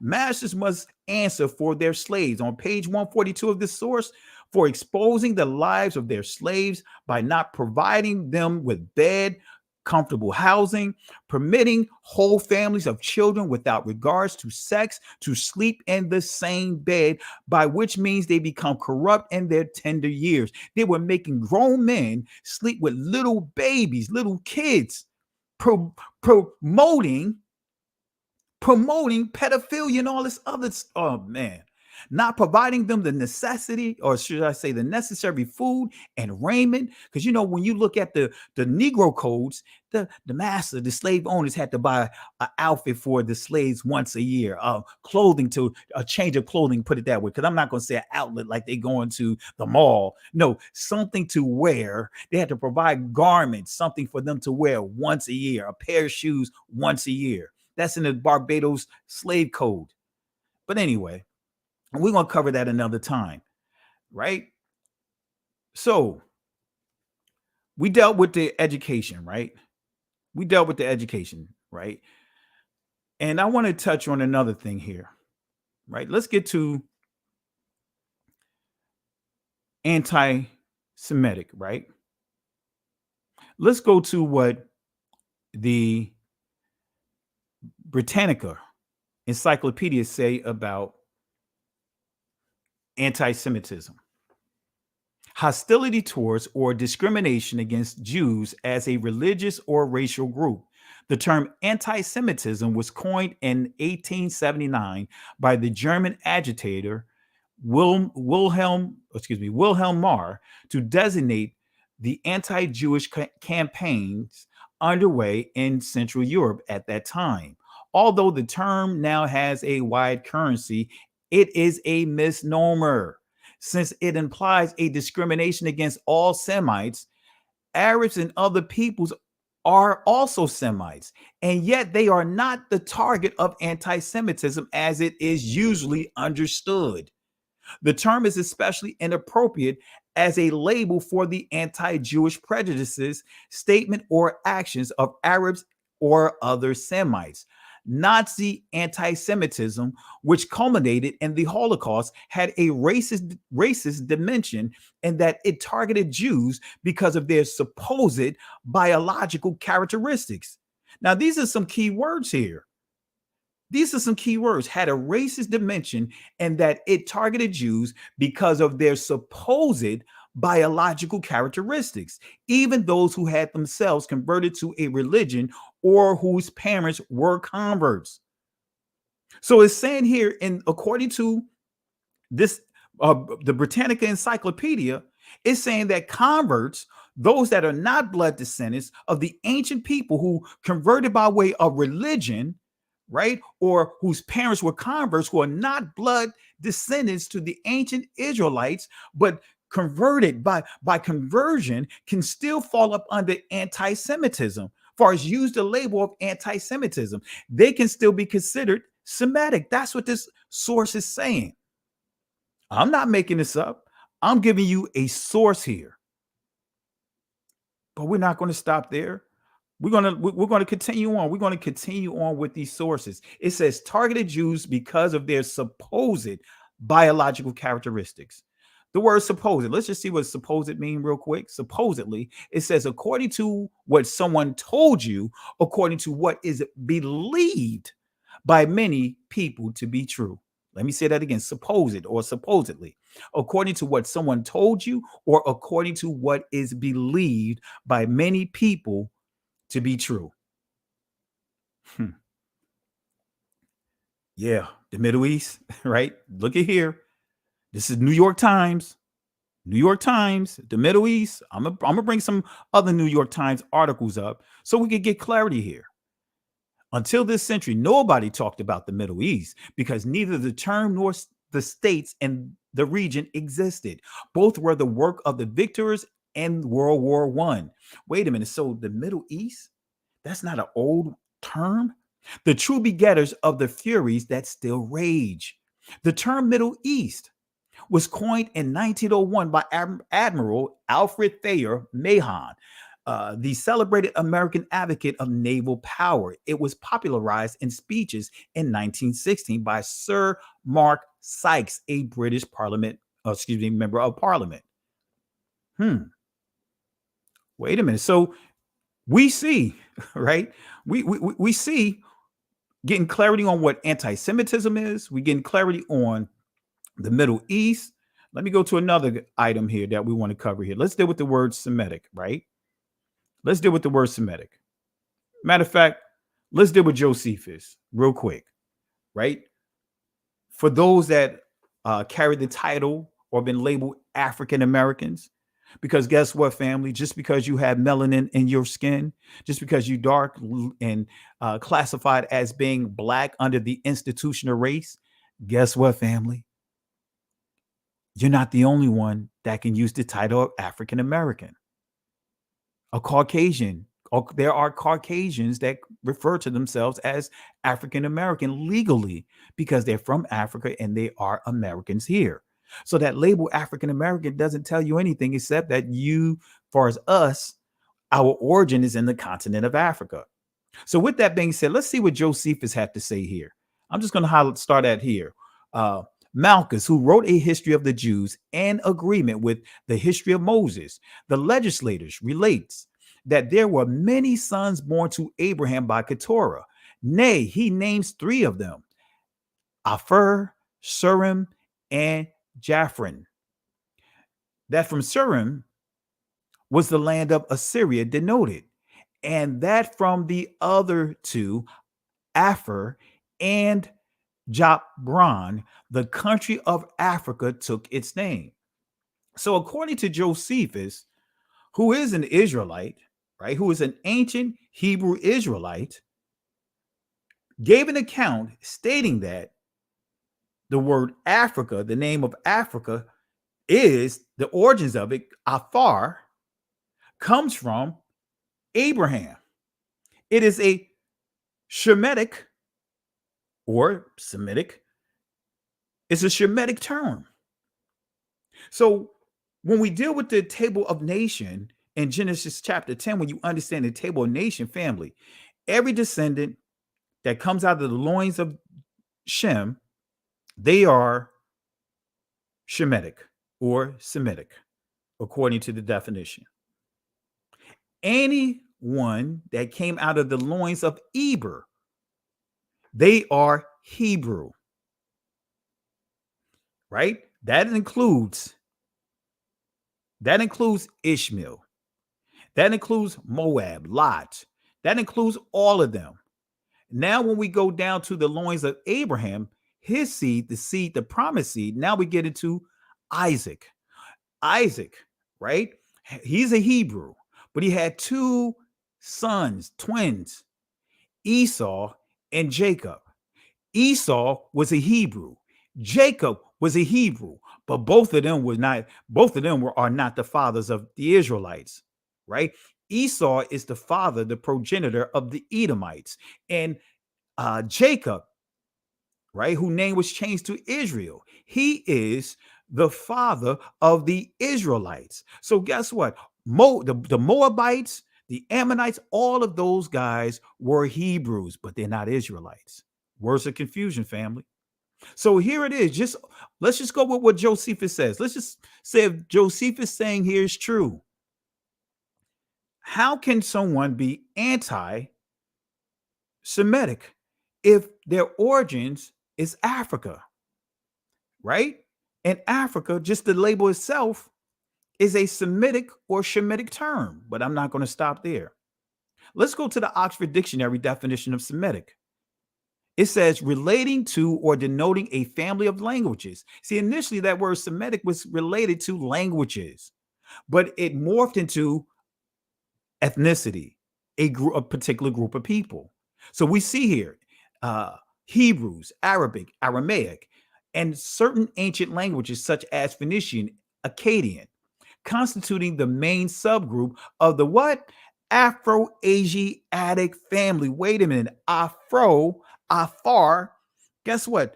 every Negro in this country, every Negro in this country is referred to Afro-Asiatic, right? So this is telling us that Semitic is a subgroup of the Afro-Asiatics. So this is where it gets confusing. So how can someone be anti-self? How can someone be anti-Semitic when the word Semitic is a subgroup of the Afro-Asiatic family? How come we won't have a clear discussion about this? So when you see Arab, and it's not listed here, but also that's listed here is Amharic. Amharic is the modern term, but the ancient term is Ge'ez, but actually it's Ga'az. That is the Ethiopian language, right? The Ethiopian Hebrews, the Ethiopian Israelites. So Semitic is a subgroup. It is a subgroup. So when we go to the Merriam-Webster dictionary of Semitic, notice what it says here. It says of relating to or constituting a subfamily of Afro-Asiatics. Wait a minute. A subfamily of Afro-Asiatic languages, family that includes Hebrew, Aramaic, Arabic, Amharic. Amharic, and again, Ge'ez or Ga'az, that is a Shemitic language that comes from the ancient Hebrew. But nevertheless, it says entry number two, of relating to characteristics of Semites. And then we see Jewish. All under these come from the subgroups, as we saw in the previous definition. These subgroup, it's a subgroup of the Afro-Asiatics. But I'm not going to stop there. I keep showing this source here. Let me show one more source here. And I know I said I'm going to drop the link here. I am going to drop the link. Right? Notice again, a member of a number of peoples of ancient Southwestern Asian, including the Akkadians, Phoenicians, Hebrews, and Arabs. Now we're dealing with the word Semites. But we have to do the origin of this word to see how this word evolved from like the 17th, 18th century. Then when we get to this entry B, it says a descendant of these people, right? Descendant of these people, which is still a subgroup of the Afro-Asiatic people. So again, what is anti-Semitism, family? Because again, Kanye is being made out to be worse than Hitler. But these are the words, right? I'm just going to cut right to the chase. These are the words of President Harry Truman about the Jewish community, right? This is what he wrote in his diary, 1947 diary. This is what Harry Truman wrote. The Jews I find are very, very selfish. They care not how many Estonians, Latvians, Finns, Poles, Yugoslavs, or Greeks get murdered or mistreated as displaced persons, as long as the Jews get special treatment. Yet when they have power, physical, financial, or political, neither Hitler nor Stalin has anything on them for cruelty or mistreatment to the underdog. So you see here, and I'm going to make sure you see it in the back. You see, this is the Harry Truman. This is his diary from 1947. This is what he says. This is words out of his own mouth. But this is not being discussed. These are words out of his own mouth. That's right, Big Daddy Kane, Asiatic. Right? Asiatic. That was one of the things he highlighted. Asiatic, no pork on the fork. Right? So I'm just highlighting history here, family. Matter of fact, I'm going to drop this link, right? Because I keep my links. Now I can't say if the links changed or not, because you know how things go. Links can change and sources could change, and right. All right. Because I want to bring up one more thing. I'm going to drop the link in the comment section. It's so much that I can unpack here. right? But I want to share one more thing here, because the part of history that we don't hear about, the part of history that's not talked about, right? Let me see here. Do I want to cover any more from this slide? Yes. Let me cover one more thing from this slide, and then we'll pull up one more thing, and I'm going to drop the link inside the comment section. All right. Let's go here. You guys know I highlight this a few times, right? Because many of us, right, have gone and did the DNA. Your DNA is, especially those that are sons and daughters of slaves, your DNA is going to point you to, especially if you do 23andMe, you're going to see a large number of Nigeria there, and you're going to see Igbo there, right? And if you understand how important and what's the significance of that, I'm going to share with you in a second, right? Because the Igbo, you can spell it IBO or IBGO or IGBO rather, they were confirmed to be descendants, recognized as being descendants of the ancient Israelites. The ancient Israelites, right? I'm going to upload, because I have to do this, because if I'm going to mention something, I want to make sure you guys have the sources and you can hear, right? Because we have Rabbi Shapira talking with them as well. And they confirmed. I'm gonna see if I can upload it, because it's not here. I may have to upload it here, but we'll do it here in a second here. But let's read this here. Let's read a few clips here. The idea of race has historically slotted humans into a handful of categories: Asian, African, whites, etc. But research has shown that there can be as much genetic differences, and we'll deal with genetic difference in my other presentation. I'll pull it up here so you understand what genetic difference is within these races as between them. And experts say the notion that one skin tone and facial features alone can predict social behavior is plain wrong, right? So it's really important for all of us to resist the attempt to revive this discredited notion that race is a biological category rather than a political and social category, as I've been talking about. The Forward is a Jewish publication that's been around since like 1890. It's a Jewish publication. So I want to reiterate that point, right? And I'm going to post this article in the comments section, so that way you guys can go back and you can validate, even while we're live together. You can validate, and it will show you, it will prove to you that just what I'm saying is true. So the Forward is a Jewish publication. So let me pull it up here. I thought I had, oh, here it is. I'm going to drop the link again, and then I'm going to pull up one other source here, and then we're going to get into it, right? Drop the link here. It's so much, man, to try to keep this in one simple conversation.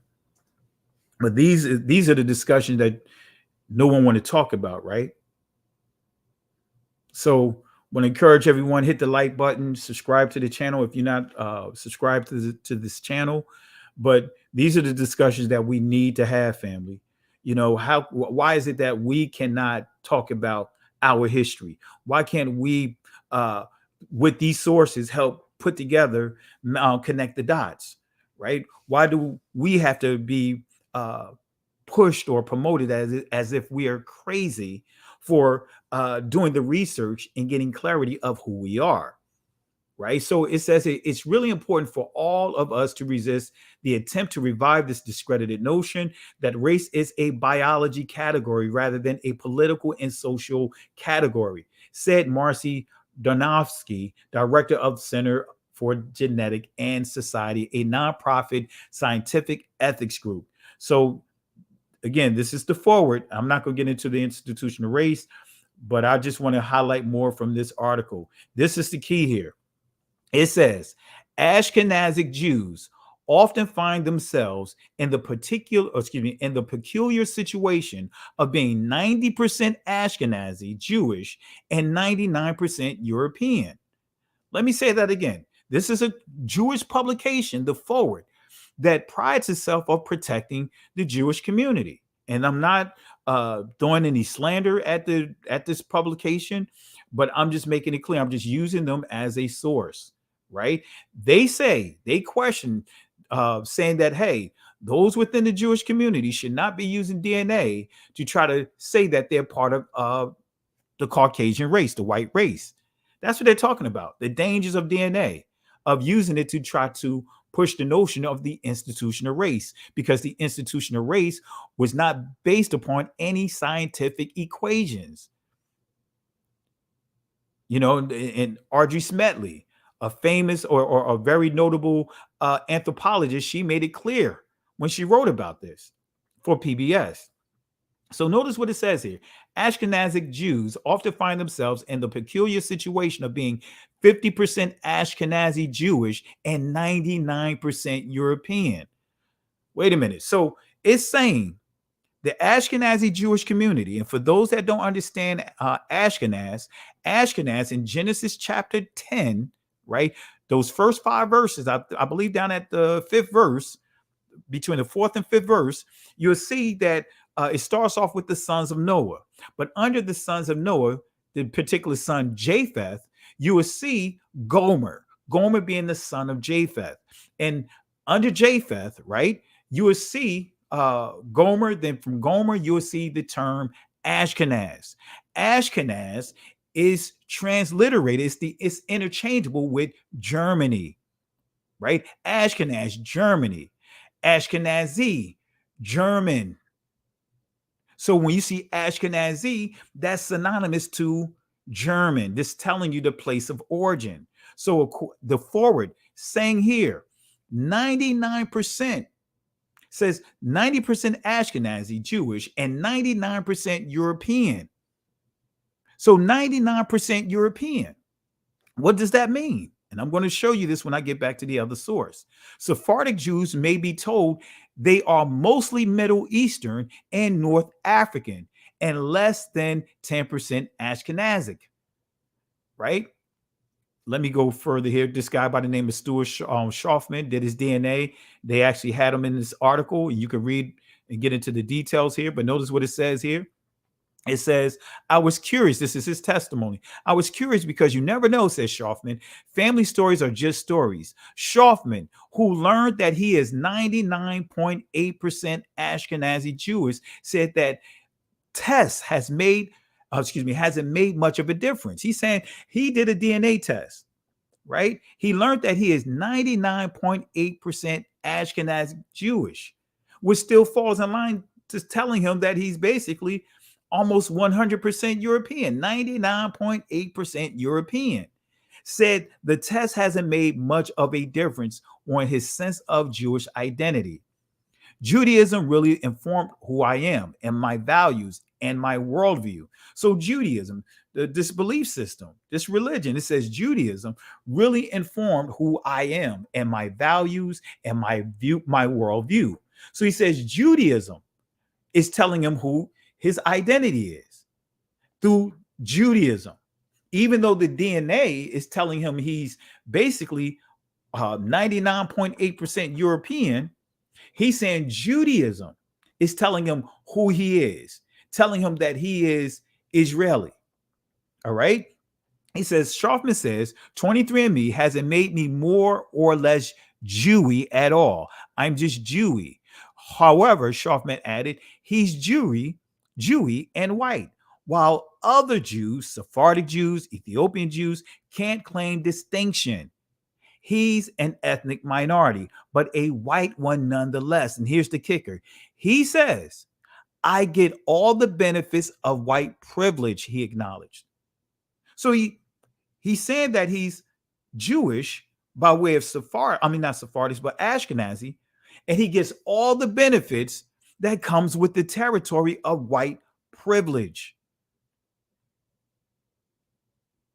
Family, you can't make this up. That's why I'm using sources. All right. So let me toggle back over to this other source real quick, and then I'm going to drop this inside the comment section. All right. I know we're doing this late night playbook, and it's still tying into to Kanye West, and again, it's bigger than Kanye West in terms of when we start looking at what's happening right now. It goes beyond Kanye West. It goes beyond Kanye West. Again, these labels, man, it's so quick to put labels on people. It's so easy. It's easy to find someone guilty in court of public opinion versus going to the actual court system. And see, that's the key. It's easy to condemn again somebody in the court of public opinion, but the question is, what about the court system? All right, but let me bring this up here. Let me go to this here because I want to, and we'll answer the question on genetic distances because I did mention that, but I want to bring up a key point here, a key source here. Right?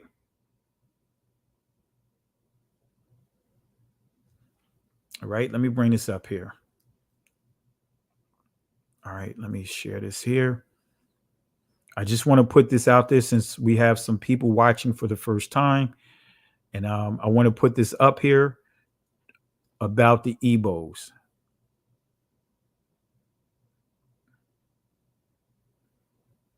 Oh, that's not what I want to do. Always a teachable moment, family. Always a teachable moment.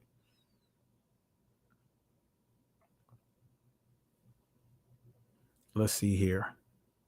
And this is the discussion that you won't hear in the church. These are the discussions that you won't hear the conscious community. None of these guys will have. Right? Let's pull this up. The Jewish Almanac by Rains Carl Siegel, Richard, 1980, page 49. Let's see what it says. Right?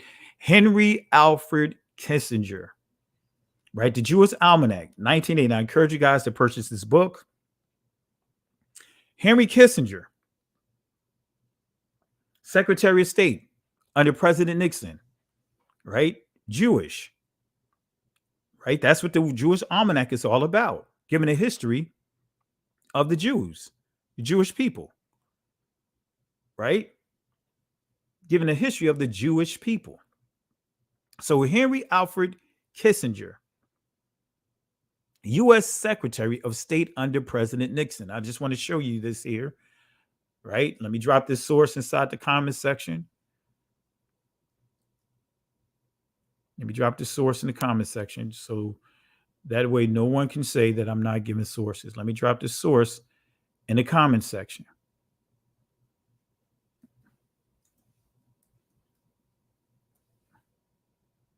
Let me drop it in the comment section, right?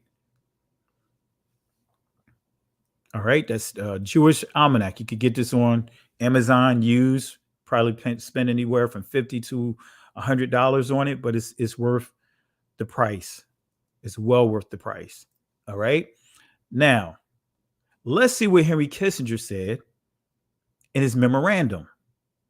Right. This is coming from the archives. This is a government document right here. Foreign Relations, 1969 to 1976, volume E-5.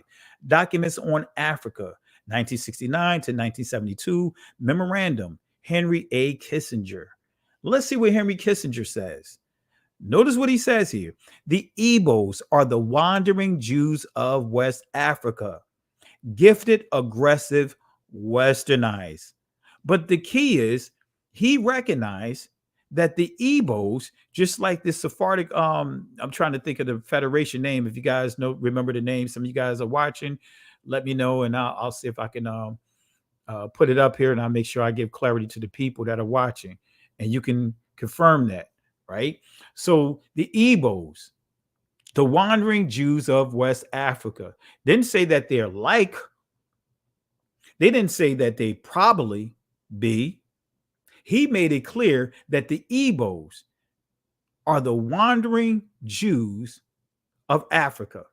Now, the word Jew is a word of confusion because today, when we hear the word Jew, it's being used synonymous to Israel, right? When you look at it from a biblical perspective in the origin of the word, that's right, the Obadiah Alliance, right? Thank you for putting that up here. The Obadiah Alliance, right, confirmed that the Igbos, right, are proven to be descendants in the Obadiah Alliance is a Sephardic group, right? A Sephardic Jewish group, right?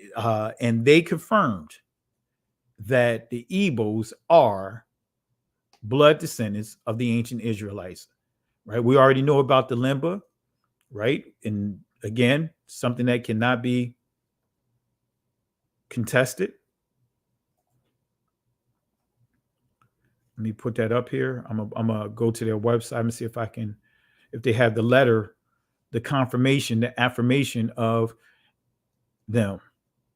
And that's right. TD Jake said that he is a Igbo. Right? That's right. I believe that. I believe that. I believe that. I mean, but think about it. As Candace Owens stated, that many of them are scared to say or have enter into the discussion of what's happening right now with Kanye West because of pressure, right? So notice here again, Igbos are the wandering Jews of West Africa, gifted, aggressive, westernized. So again, family, it's a fact, right? That at least one out of every Negro that came off those slave ships were Igbos, at least one out of every. At least one out of every Negro that came off those slave ships were Igbos. So that means Israelites. So again, that word Jew is a word of confusion because that word of confusion is you're using the word Jew, which is supposed to be a transliteration of when we deal with Judah, right? Judah, the southern kingdom, Judah, the tribe, Judah, the son of Jacob, Judah, Judas, right? That's his real name is Judah. So when we look at that word Jew is now being used synonymous with Israel, thus causing a lot of confusion, even how you read the Bible. Because when you see Jew first, Greek, then the Greeks, that's a word of confusion. It's causing a lot of problems. Just like this word Semitic, even if labeled anti-Semitic. As Kanye West said it right here, I'm going to play it one more time, right? And I'm going to drop the link inside the comment section. I'm not sure if Sister Carol is still there. I'm not sure if Benet and some of you guys are still there. But I'm going to drop the link in the comment section. All right. But let me play this one more time as I drop the link in the comment section. Let me drop the link here. I got more to show, right? And I'll deal with the genetic distances so that way you guys can understand. Matter of fact, I'm going to drop this comment in the, I'm going to drop the link here. I'm going to drop the link here. And then I'm going to go to play Kanye West, right? You hear it in his own words that he had no clue about what anti-Semitism even is, right? I'm going to play it, right? But also I'm going to drop a link too for those that are not familiar with the DEF CON, right? Of what DEF CON really is. Let me drop that link too. Has nothing to do with nuclear wars and all that other stuff. It's a state of readiness, right? Let me pull it up here. Let me drop this link here real quick. All right, I meant to put this in here. I meant to cover it, but I'm gonna drop the link. Right, they also have a DEF CON website you could go to. All right.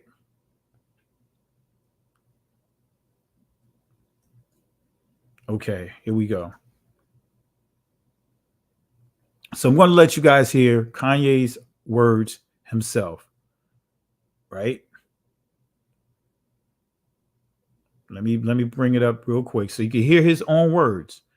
You hear him speak for himself. He didn't know what the word Semitic is, right? He had no clue about what it is. All right, here we go. Where is it? Where is it? Where is it? Anti-Semitic statements are never good for anybody, right? It's kind of like being anti-black. But, you know, it's really interesting. I didn't realize that I could be considered anti-Semitic till I read one of the definitions of anti-Semitism. Look at this.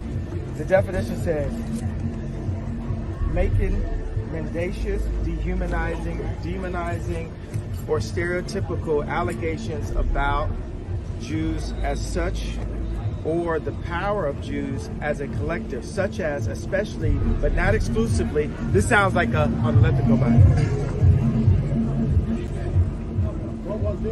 All right, so it says, think about it, that sounds like the type wording that's in the contracts, right? Indeed. All right, so you hear Kanye making it clear that he did not know what the word means. And a lot of people don't know what the word means, whether it's Semitic, because some would say Semitic, some would say Shemitic, some would say, they use different phrases, even with really getting a grasp on what really is anti-Semitism, what is actually Semitism, what is Semite, as we dealt with the word Semitic. All right, let me bring my sister Carol on. Hey, how's it going, Sister Carol?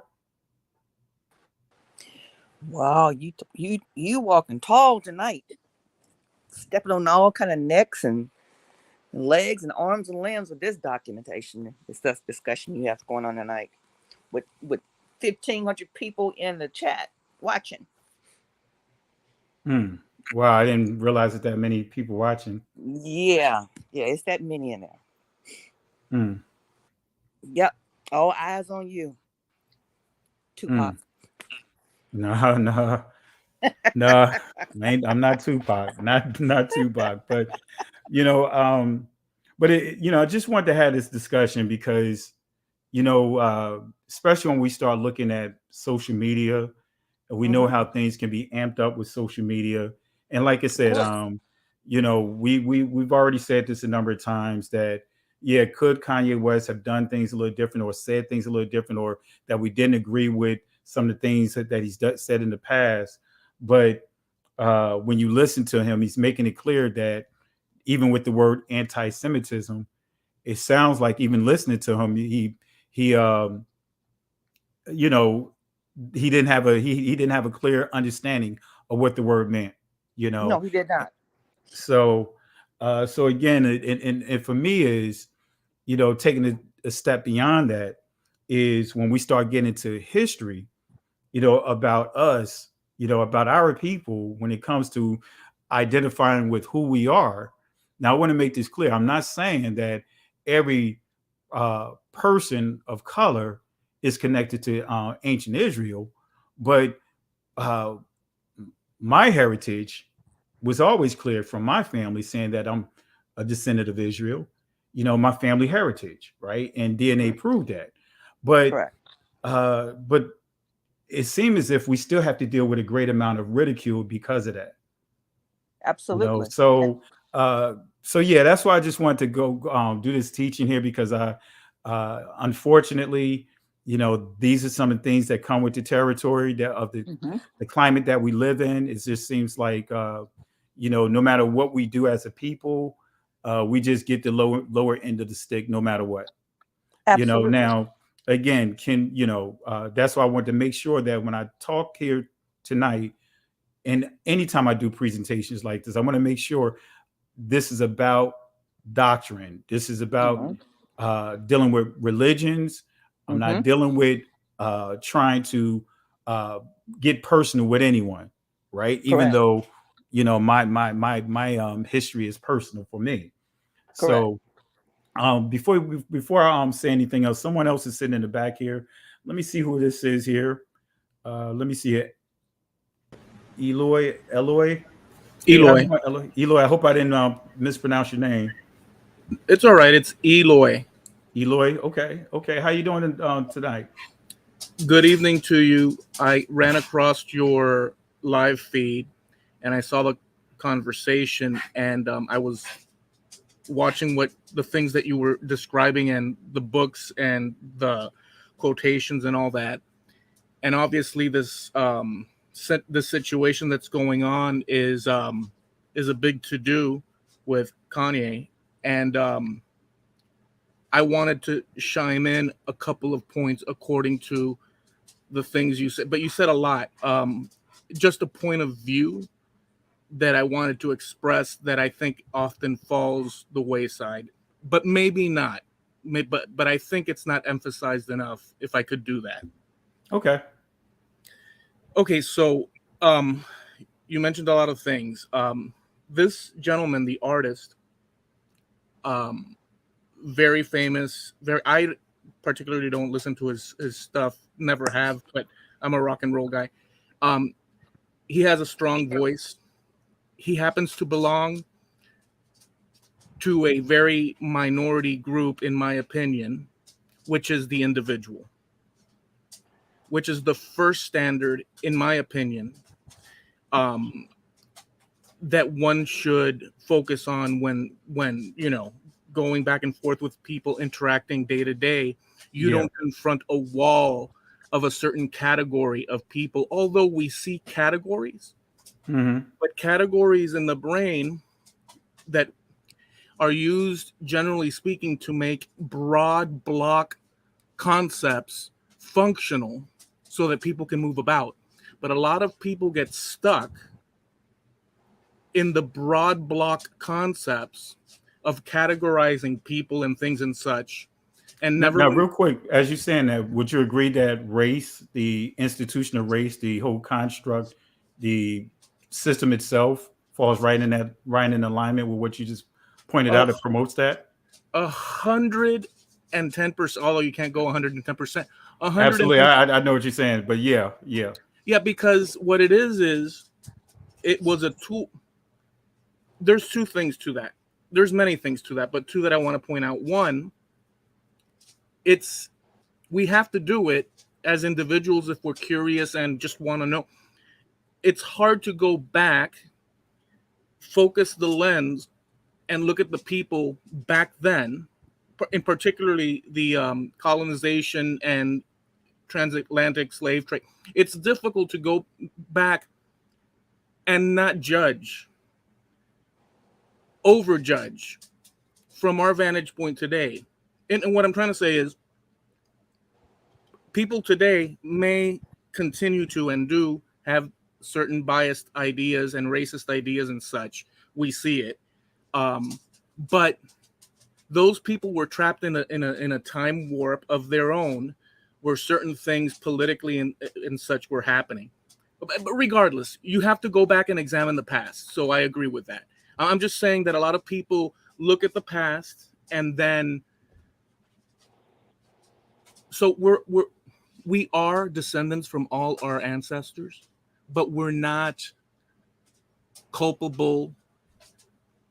You don't go to court and, well, it's a funny thing because you can turn that around. I'm conscientious enough to say, but we don't apparently go in front of a judge for the actions of a father or grandfather or great grandfather and so on at face value.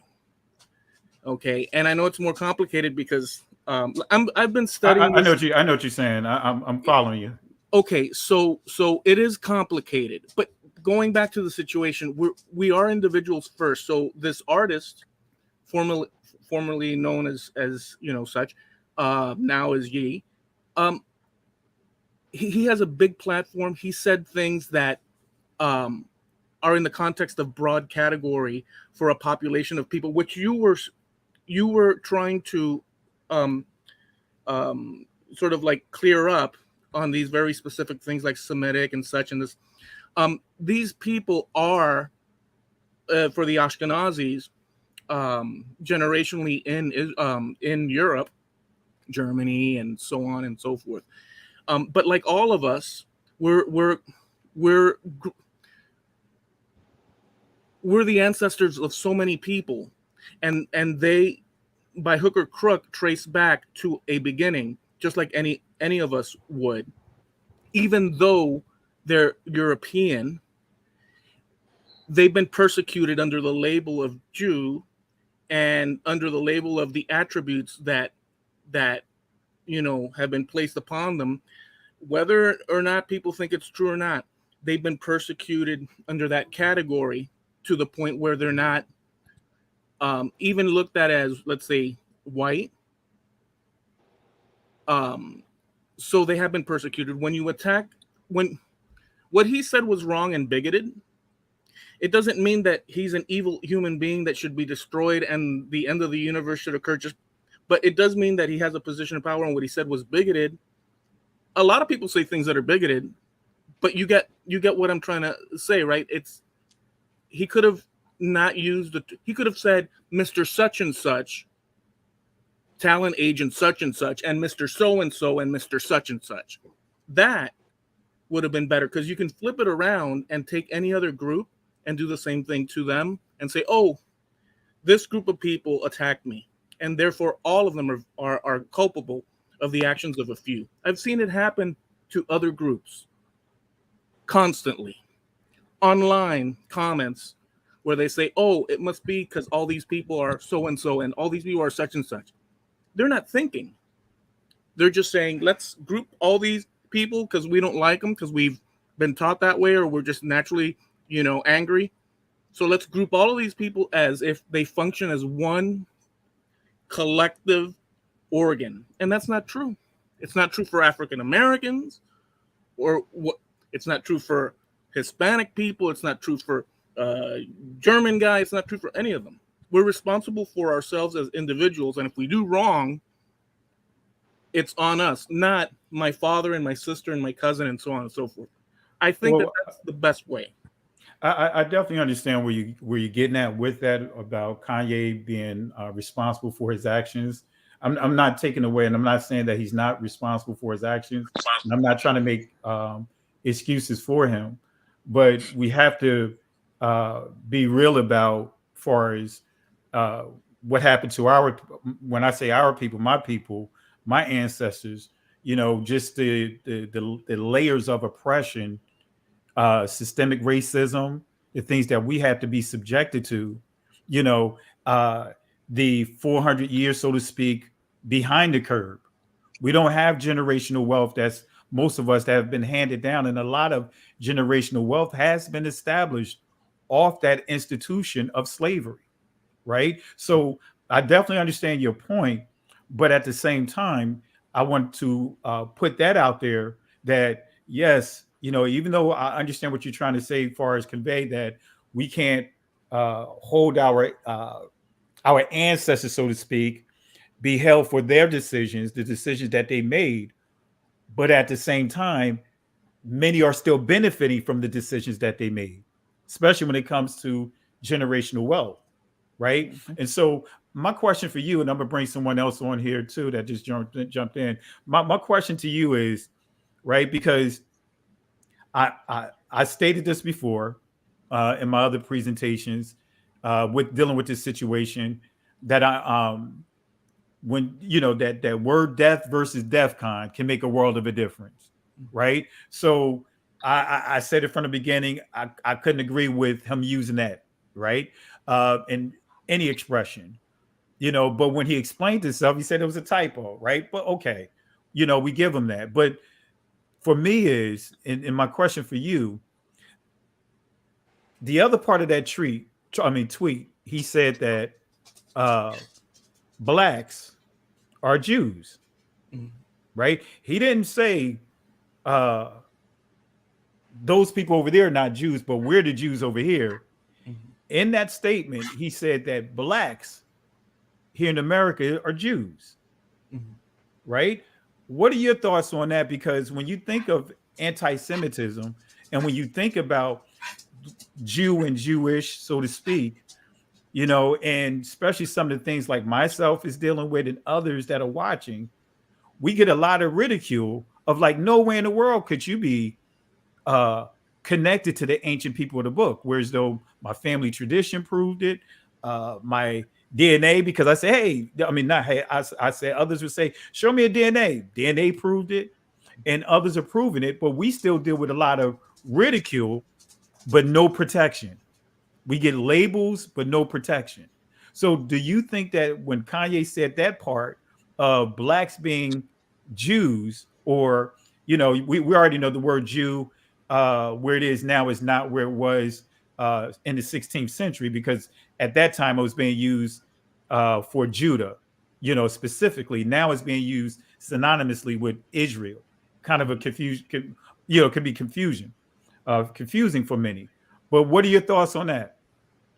Okay, so by hook or crook, at the level of at the broad by hook or crook at the level of a broad just overview of it.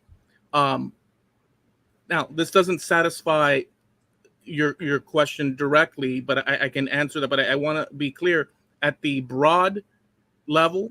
When you think of African Americans, they can be literally of any persuasion or category or subcategory in the world, because it's not the concept of you have this group. So look, yes, can they be? Absolutely. Can they not be?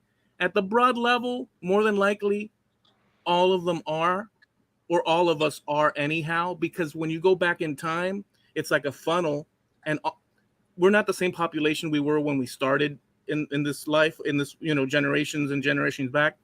We all end up with a few people walking around, and they do inevitably end up in Africa, according to science. So in theory, or no, I'm sorry, in as far as, their reckoning in science, what they have and what they know, we all originate in Africa, period. Within the concept of science. Now, if you're going to look at, no, my people were from the snowy mountains of this, or my people were, they may have been for a few hundred years, maybe 1,000 years. But if you trace it back through the blood, it all goes back to one source. That's science. I believe that because that's what's shown, and it makes freaking sense, and it's biblical too. We all return. So yes, on the broad level, yes. Specifically, maybe in some cases, maybe not in others directly, but inevitably, yes. That's how I think of it. Okay. All right. Benet, appreciate you being on, cuz, and this is my cousin and sister Carol. I'm gonna bring them on here. Anything else that you wanted to add or say before I let them say something? Because I got others that want to jump on as well. Yeah, just one last thing. One of, and I appreciate. Thank you for having me on and allowing me to express myself. Just one last thing. In America, in the United States of America, I think that, don't get me wrong, but I don't know what other word to use. I think that there's a slight cultural sickness that we're all, to one degree or the other, it's in the ether, in the air, it's around, and it's to do with that very same topic of categorizing people. When you look across the way and you look at people on the basis of skin, as an example, be it Latino, be it African American, those categories are thought in a general sense, as far as I've seen, as block, no one shall trespass categories. But people are more dynamic. People are individuals. A person from New York of whatever persuasion or background or ethnicity that may share the same certain qualities as a person out in California has frickin' nothing to do with the dude over in frickin' New York. Nothing. They may share some similarities. It could be the presumption of race, which is bullcrap. Excuse the word. It could be the presumption of race, and people, the guy in New York and the guy in California, therefore, those two are attached at the hip. America has that lingering thing where that exists, and people believe it because it takes extra effort to think beyond that. And I think we can't call on people to do stuff and expect them to do it. Humans are humans, and they're going to be rambunctious. So I think, at least saying it, people are stuck in this whole race thing. I'm not saying that specifically for like African American, everybody. And I think that treat people according to their actual treatment of you and their behavior and ethics, not based on shallow stuff, even religion or any other category. So that's all I wanted to say. Okay, well, hey, I appreciate you for jumping on. And what is your do you have a belief system? What is do you have a religion? Do you have a belief system that you follow? Just Oh, curious. okay. I grew up Catholic. Okay. I've seen some of the stuff Catholic. I grew up, but that's a cat. It's just you can't block me. So I grew up Catholic. However, after the fact, I went in the direction of Protestant. I don't judge Catholic. Let people do as they choose, as long as they don't hurt you and be fraudulent towards you and so on. Have at it. And my background is I'm a first generation American. My family originates back from me to Cuba, and Cubana. Okay. from Cuba, my grandfather was. So I have my ancestors after my mom and dad are from north of Spain, south of Spain, Canary Islands, and Italy. So I'm like a Southern European, Mediterranean type of a person, background or whatnot. But like it just it's a history. You look back, but it's not. We're all different, man, and so I just wanted to put that out there. If we don't look at shallow surface things as much and put honor in front, even it's hard to do, right? Because I can judge somebody, look at them and say, okay, that's it, I'm judging you. But is that really the truth of the matter? I'm going to judge this person. I've been screwed over by people that I could block them into a group and say that group sucks. But that's not. Is that accurate? Well, so do you feel like Kanye West deserved to be under the high level of scrutiny that he's under, with the canceling and all those different things, and being made to be in some groups saying that he's worse than Hitler? I think that he screwed up in his. I don't think he was informed in that whole thing, and I think it was natural for him to just say, "Oh, that group," because it's a very American thing to say, and I think that it struck a nerve, and people reacted to it, or reacting to it, and I think people in power that own companies that may be of that particular group will say, "Well, I'm not going to do business," and so it's like a domino effect. I don't know that if he were a regular Joe guy and not this famous, that it would have even been so I think the problem is that it was like kind of like the storm at the gates that just blew open because of his status and his connections around I mean, he's more powerful than countless number of Jewish people. He's more powerful than countless number of white people, whatever these categories may mean to each person. He's more powerful than all sorts of people. So he is an icon, but he is not alone. Like he lives in a world where there's other people, and if you hurt other people and you're in a position of power, I mean, so yeah. So long story short, should he be freaking condemned and this?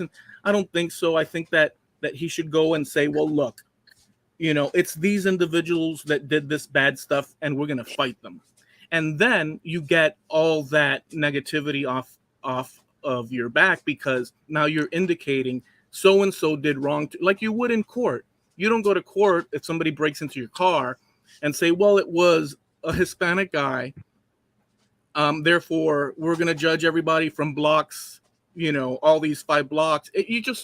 You have, if you're going to accuse, it's better to accuse individuals. It's easy to say, oh, you know what, all out. They were burning and looting last year, so all African Americans just Black Lives Matter. Look what they've done. So all of them. That's bad. But they do it. But it's wrong. What? I'm sorry. I saw something pop up. But it's wrong. It's wrong to do. And so should he be destroyed? I don't know that he should be destroyed. I think that he's in a precarious situation due to his power. Okay. Hey, I appreciate it. I'm gonna go ahead and let some others jump on. Thank you for jumping online, and I really appreciate the dialogue. And feel free. We'll be here next Saturday. But really appreciate you jumping on. Thank you for sharing your thoughts. I want to thank you, and I wish you the best. Thank you for being honorable and allowing the dialogue. God bless. All right.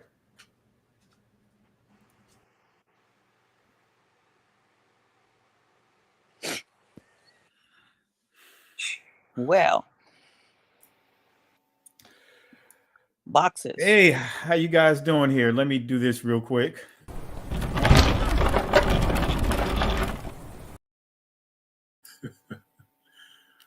How's my audio? Hopefully it's okay. That's why. I can hear you guys. Okay. No, well, I want to be respectful. I did want to get some Kanye West questions. Some just to hear his thoughts on it. So that people can hear and listen. Right. Yeah. Yeah. So yeah. It's of a common commentary that's out in the airwaves. It's all about the same situation of we can't say anything unless we have codes to talk. We can't say anything unless they approve it prior to speaking. We can't say anything because it shows that we're against a group of people. But the whole entire time, these groups of people are against one group of people, and that's us, who keeps us in this box or this block, as he stated so eloquently, that we can't get out of. Yeah. Now, cuz what do you think about the whole situation, and even what you heard here tonight, especially with the guy that came on? I did say I was going to cover touch a little bit on the genetic distances, but I may do that another time. But what do you think, cuz? No, good discussion. Good discussion. Great lesson. Thank you for bringing this to the forefront. It's that everybody's it's front and center. Of course, it's all over the place, right? But for me, it's I'm kind of like on both sides of the fence here, where I'm seeing, or in my mind, I'm seeing a lynching. I'm seeing a public lynching in the mainstream media is, they're the ones that's stoking the fires. They're stoking the mob, right? They're gathering the mob, and I get I don't want to say nervous, but I get upset when I see Black folks sitting back and letting that happen. Regardless of what happened, you have to know that when one of your own gets attacked like that, you at the very least have to kind of step in and say, well, hold on, hey, wait a minute, either go in and moderate or try to get to the bottom of it. Maybe there was some sort of misunderstanding, but you don't just sit back and let it happen. And when you're looking at history, you start to see things in history repeat itself. And one of the things when I was looking at the history in Africa and looking at how some of the slave raiders would actually go into the bush country and grab and get the slaves or whatnot. One of the lessons learned that I got from that was, there was the Arabs or the Muslims would complain, or they didn't necessarily complain, but they would say things like, man, these people are abundant. It's like they outnumber us, basically is what they were saying. And they said that, and if they only knew, if they worked together, we would be in trouble. Because what they were doing is that they were systematically going into the back country of Africa and getting the slaves, and if you can imagine them, picture your own neighborhood, right? Where you got houses, one after the other lined up going down the street, right? And just imagine someone starting at the end of the street, this mob goes and attacks the house at the end of the street. They're taking the family out, right? They're looting and robbing, but everyone else in the community is looking at this take place and saying, wow, man, wow, that's really bad. They should really do something about it. But they're just sitting back and letting it happen and not intervening. Like, that's what happened in Africa. And the people that were actually doing the looting and the robbing, they had a how can I put it? You know, they were afraid that if the neighborhood had banded together, that they would stop them from taking the, you know, they would stop them from doing what they were doing. You know, I guess is what I'm saying. And this is what I feel as though as Black folks that we have to do is that whenever you see the mob attack a house in your neighborhood, you don't just sit back and let it happen.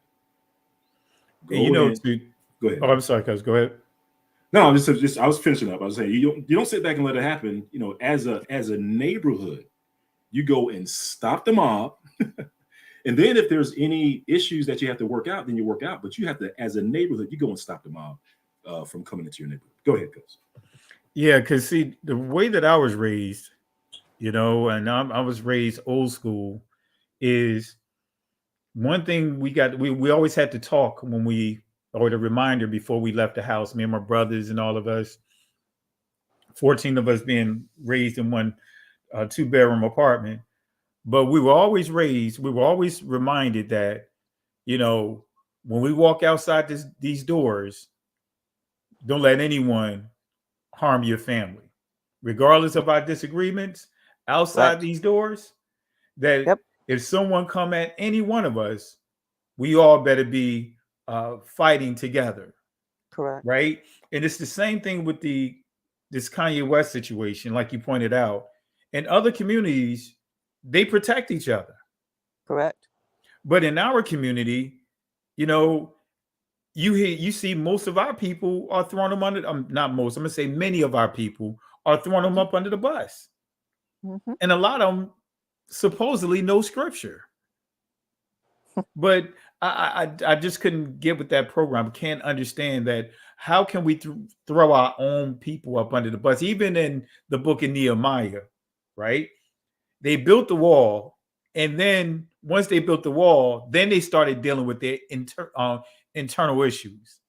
They built the wall first. They didn't deal with their internal issues before building the wall. They were like, "Hey, look, let's build this wall. Now that this wall is up, now let's deal with our internal issues, free from the outside."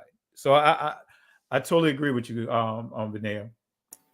Yeah, if you look at, like, you know, whether it's Black Wall Street or some of these other catastrophic events that started by lynching, I mean, we're the reason why, like I said, a lynching, you know, comes to mind. That is normally, like, for example, with a lynching, you know, there's some sort of issue that occurs, right? And then there's, you know, the mob forms.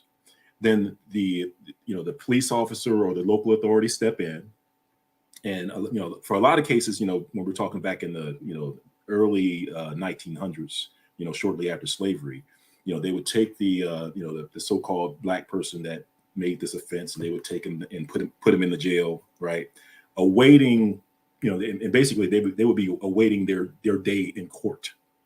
You know, they would be waiting their day before a judge, right, to kind of work things out. But when the mob forms, and what they do is that they take actions. I mean, they take the law into their own hands. And, you know, unfortunately, that's when a lot of our people died. You know, you talk about from the 1910s, 1915s, 1920s, you know, the Red Summer. I mean, Pastor Kelly, I know you have a lot of information on that. That, you know, those years, it's like a span of years, you know, from 1910 and, you know, 1920s, you're talking about, you know, a lot of bad things happened to Black folks, and lynchings was one of them. And like I said, if you know your history, family, this has the hallmarks of a lynching. And I'm just disappointed in our people for sitting back and letting it happen.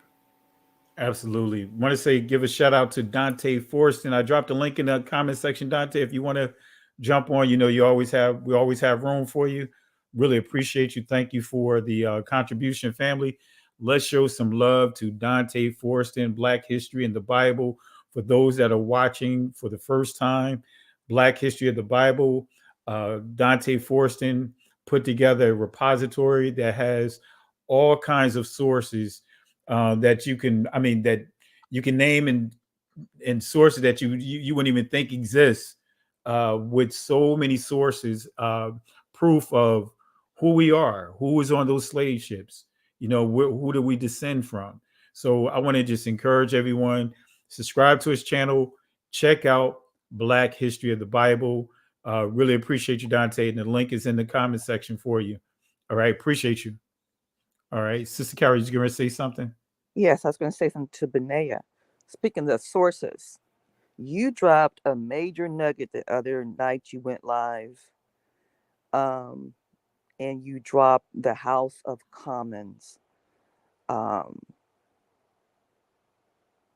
entire literature of the slave trade, showing everybody, I do mean everybody, who was involved in it, the ships they owned, how much they used and purchased, where they dropped our people off, what they did with them. It's everything that you can think of that went on in that slave trade is in that document. That is the legal document of the House of Commons of Britain, Great Britain. That document, I suggest everyone. I put in the link on both channels, the backup channel as well as the main channel, for people to download and read it. It has a plethora of information that no one on this planet, I don't care who you are, can deny that it happened, who was involved in it, when and where the drops off, the pickups and the drop offs happened, who was paid. Everything is in there. When it was stopped, why it was stopped, the whole 9 yards. And you want to talk about reparations? That's the document for reparations. And it links the same people that Michael Jackson pushed against, that Prince pushed against, and now Kanye's pushed against, and not even before them. You had Little Richard push against these people. So many people pushed against these people the exact same way, and the same thing happened to them. The same word was thrown at them. And this word was only created in 1860 in Germany for a reason, to protect them. Protect them for what? For a time to now. It wasn't so much about the persecutions that was going on allegedly to them. Because it was their own people persecuting them, because they were all Germans. They would just happen to be Germans who practiced Judaism. Let's get that straight. You're not born to Judaism. You are practicing a religion, no different than Christianity. They're the same. It's a religion. So it was Germans persecuting Germans,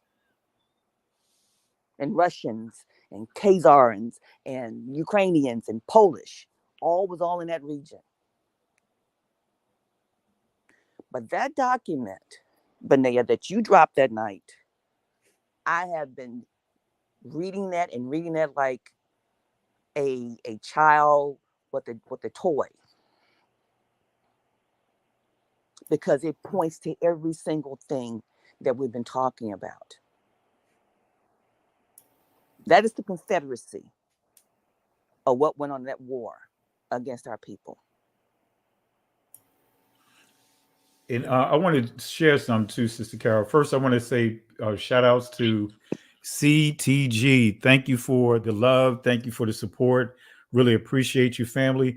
Let's show some love and support for CTG for contributing to what we're doing here. Really appreciate you. Thank you again, my brother. And if you haven't subscribed to the channel, those that are watching, hit that like and hit that subscribe button. Subscribe to the channel. And to your point, I wanted to share something here real quick. Who is this here? Got somebody else here real quick. Let me see who this is real quick. Brack. Hi. Thank you so much for having me on your show.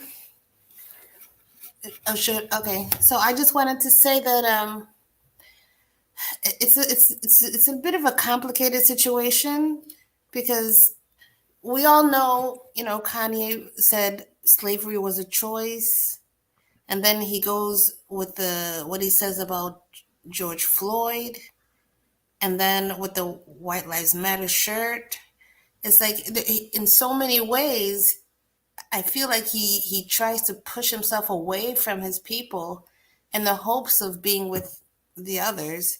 And I don't know what happened between the two. I think something happened. They had a bad deal. I don't know what, which made him, come out. What happened that made him say what he said?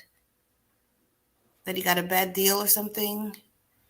But I feel like what they're doing is they're coming after all of us, because if any one of us says something, they get so agitated and so canceling, whereas when others such as Mel Gibson or whatever says things, not so much happens to them. Absolutely. Now with the Kanye thing, and I will say that far as his comments that he made uh, about George Floyd and some of the other things that he said about slavery, you know, the key is why did with him making a post and he made it clear it was done in error, and he get canceled from every angle, right? Yeah. But when he said that about the Black Lives Matter, nothing happened.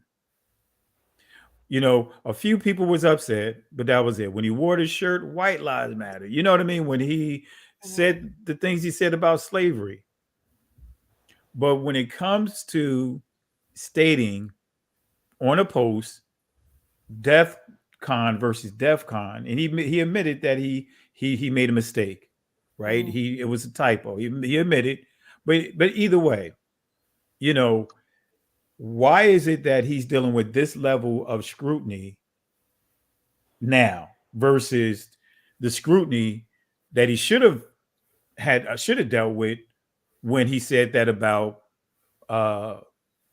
slavery being a choice, when he said that some of the things he said about George Floyd, even though looking at what I saw, he still, that whole discussion looked like it was based off of something with Candace Owens or whatever the case may be, documentary. But for me, even aside from all those things, right? For me, this gives some credence to what he said about who's running what, who's pulling the strings. Right. Because look at what we see happening. Like you said, now you have other people, other platforms, within our community. You say one thing that even may sound like it's in the arena of that particular group of people, what's going to happen? So I understand your point that you're making and what you've made. Yes, he said some off the wall stuff, and I agree with you. He said some off the wall stuff, but for me, going back to Benea's point, even when you study some of the history of our people, they had that crazy uncle, they had that crazy cousin, right? That the family did not want to be around, but when it came push come to shove, they would not let another community come in and deal with them. Right. That's what I'm saying, because I do think that in retaliation to what he said, I feel like they want to go after all of us, because whether it's Nick Cannon or if it's a Black person that says something, they come crushingly hard. But if it's like a Caucasian, they get a pass. Like, people aren't as outraged and things like that. And I think we have to take both things into consideration. Like, for sure, we shouldn't let them take Kanye and lynch him. That's terrible. But at the same time, I don't want us to think of Kanye in like a guru, or now he's like way up there. You know what I mean? Yep. No, I definitely understand your point. Not idolizing them, and I think for most of us, we're just talking about or discussing the fact that it's triggering a discussion and pushing that discussion even further. Yeah. That's where I'm at with it. Again, for me is when you hear about Kyrie or Irving now, I'm up at this same time yesterday, and I see some come across my news feed about Kyrie Irving being called out because he just made a post about he was the Negro movie.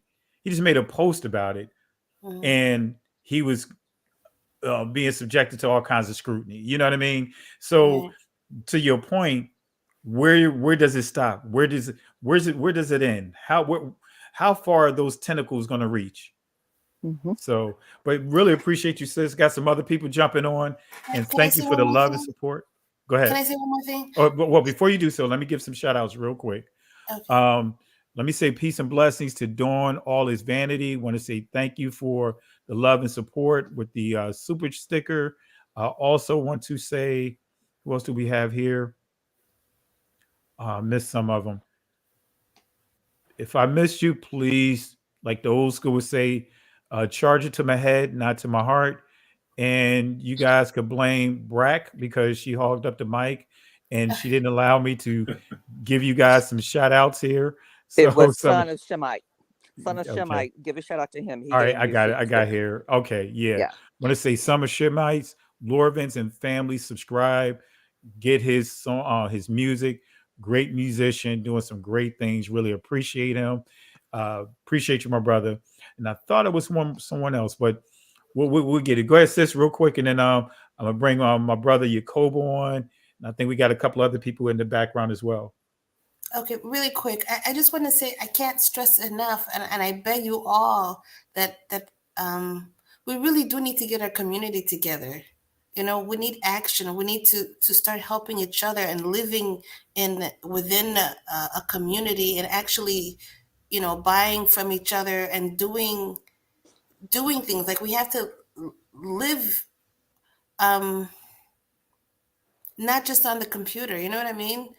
Like we have to actually help one another and build schools and have schools, institutions, stores, and things like that. Otherwise, we keep saying we don't have power, but we don't try to get power. And I just want that you know, that we really try. That's all.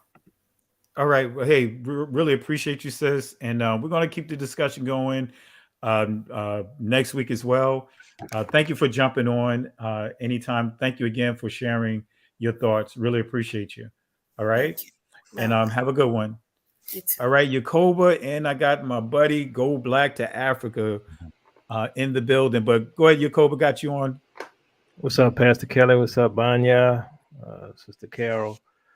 You know me, Pastor Kelly. I'm on the opposite side of this thing with you all because normally I would be with Kanye, right? I mean, everything he said, I have no problem with. I mean, he looks like he's taking a stand for the community, right?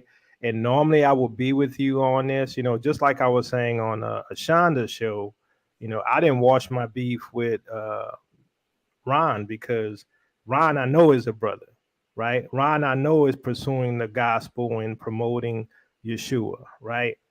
Kanye has a history not only of this whole thing with, you know, White Lives Matter and some other things he said, you know, with slavery, but he has a history of being associated with satanic imagery, right? And also having friends who are quote unquote Satanists, known Satanists. So my whole thing is, okay, how can we support somebody who hangs out with a Satanist, right? I'm talking about Marilyn Manson, right? And he's a known Satanist. I ain't saying nothing nobody don't know. So it's like, isn't that Jay-Z? I thought that was Jay-Z hanging out with Marilyn Manson. No, Kanye at the service, the Sunday service. Mm-hmm. It was him and Justin Bieber, right? So well, my whole thing going, is, it looked like everybody dumped him, right? So he ain't hanging out with nobody, right? Yeah, that's true. Good, I'm sorry. But here's the thing. It's sort of like for me, right? I don't have friends, right? The reason why I don't have friends is because my standard is too high, right? My standard of if I got your back, you have my back, right? So if I have a friend and he's hanging out with my enemy, right? Then how is he my friend? You can hang out with me and you can hang out with my enemy and you're my friend, right? So that's the problem I have, right?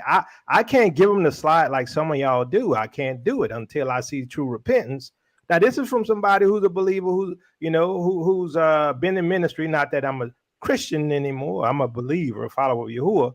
But my whole point is, if I say I follow Yeshua, how can I support somebody who hang out with a known Satanist? I can't do it unless I see true repentance. I haven't seen it. So the day I see true repentance, then I'm with them. Otherwise, I think it's a setup.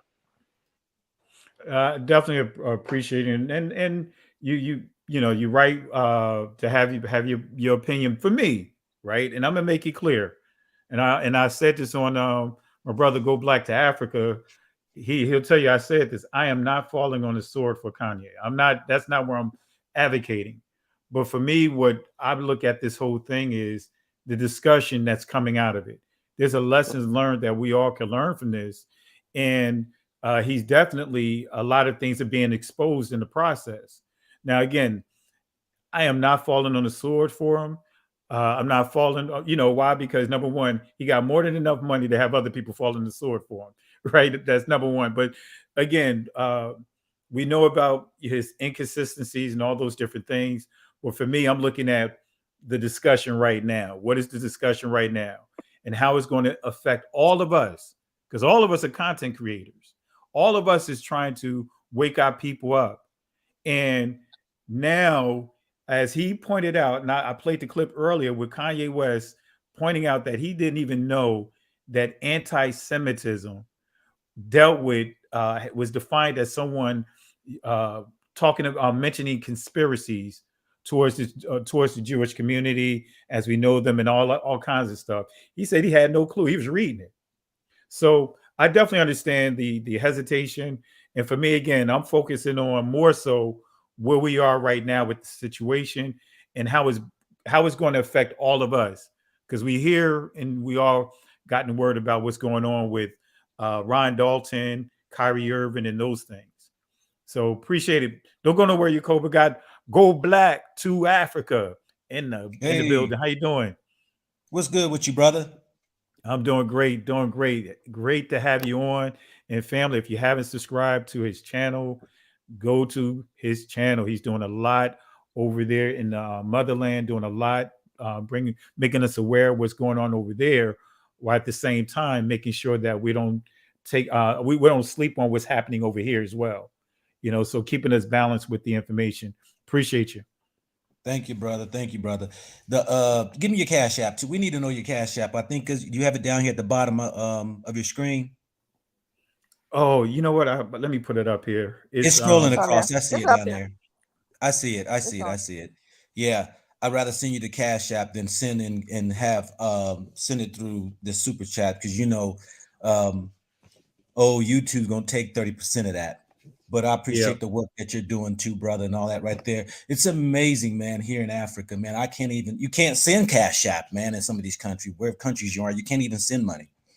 I can receive it from people, but you can't send it from me. It's one of the craziest things when it comes to currency. But anyway, I'm gonna piggyback off our brother who just spoke.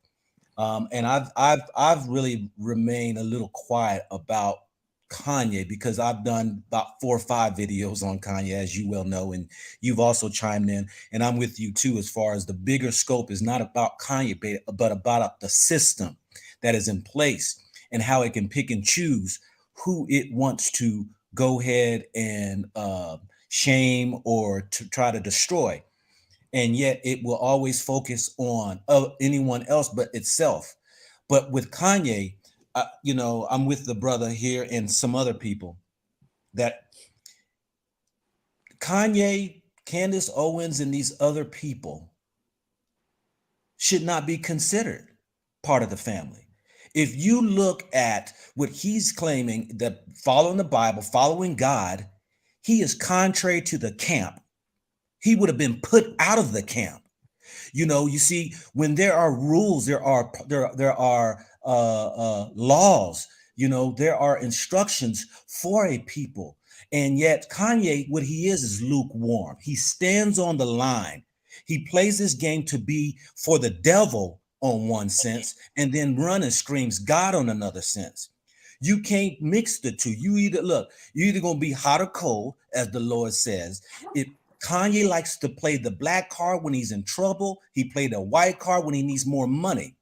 Kanye, you know, him and Candace, y'all decided to marry into the societal majorities of America. That's the Caucasian family.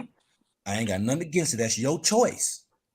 But don't try to play like you so Pan-African, that you so Jew, that you are so this and that when you cross the lines outside the camp.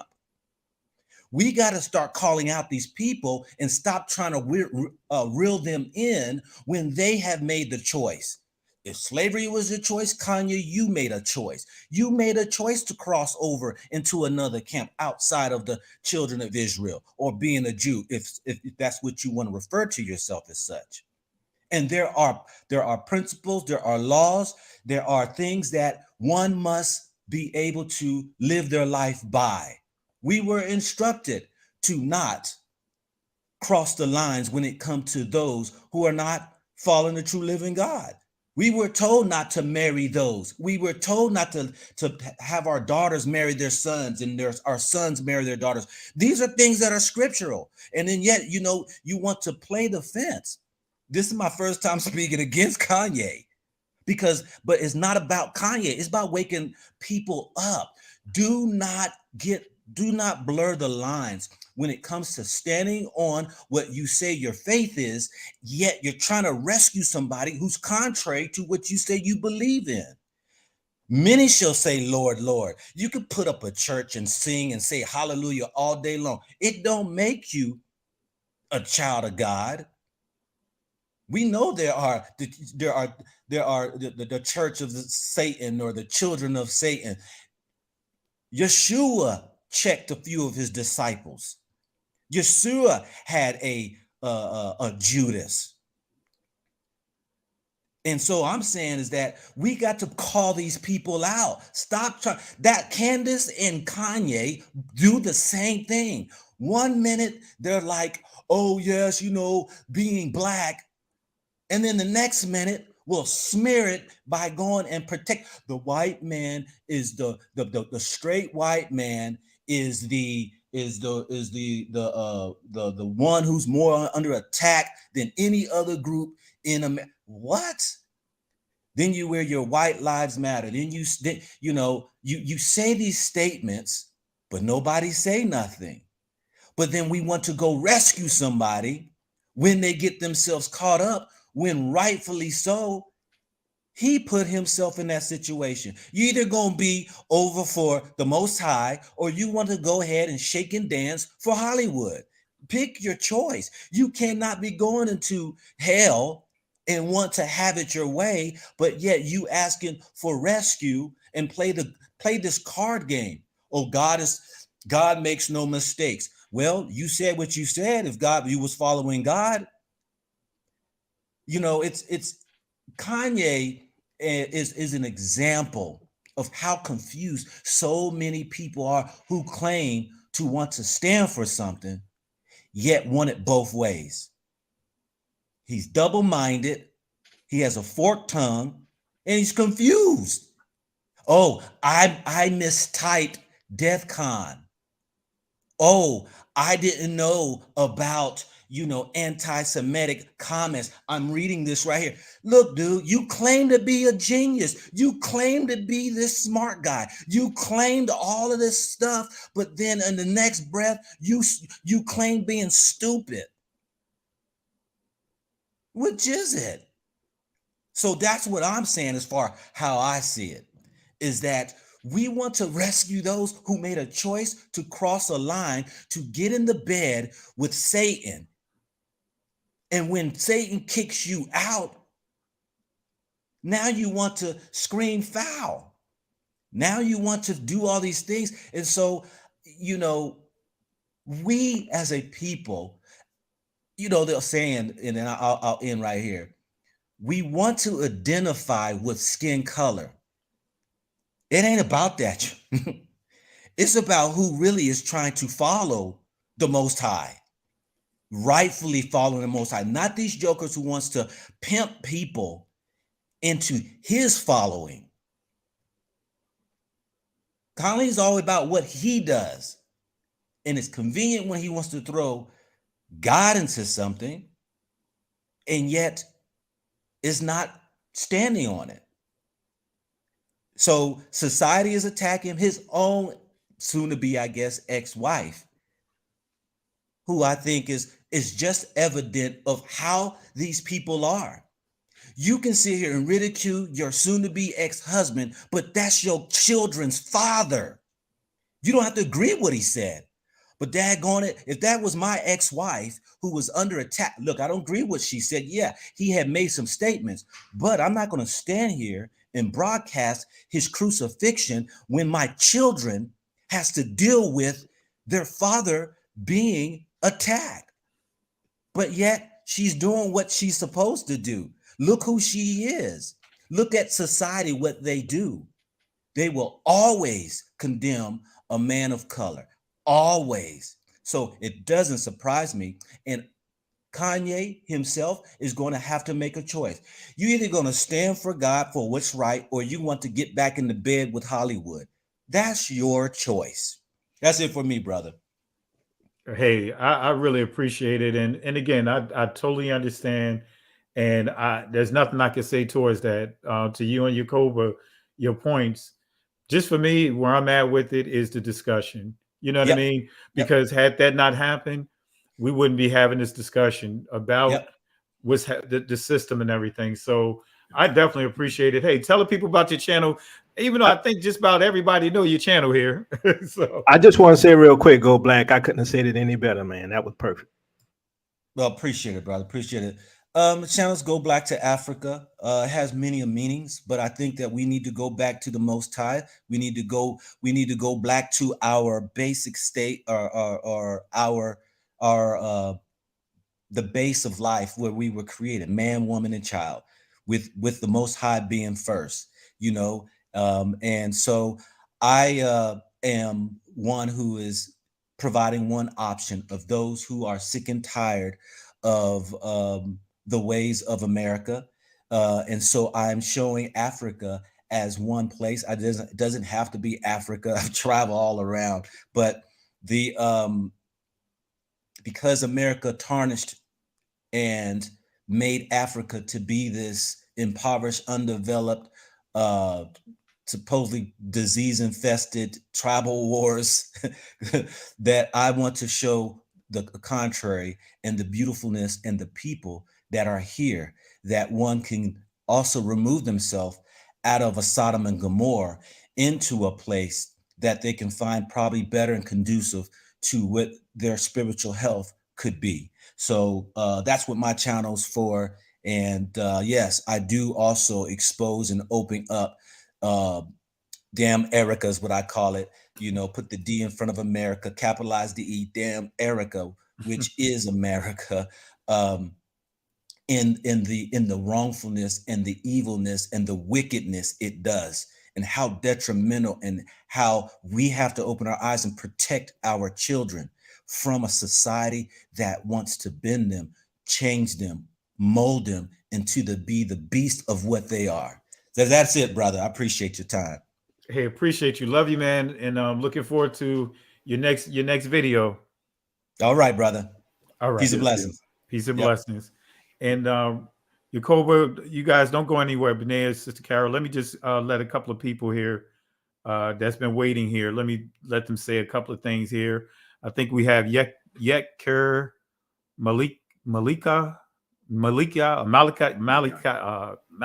you hear me? Yeah. And then we have Deadly Lioness. And we'll go ahead and start with you. Okay, so all perpetual esteem to the Most High. So I just wanted to say that Kanye, none of us are perfect, all right? And we have to understand that our people have made many mistakes all throughout Scripture. And what Kanye is doing is he's bringing an awareness to the biblical truth. Does he have a lot to learn about who we are?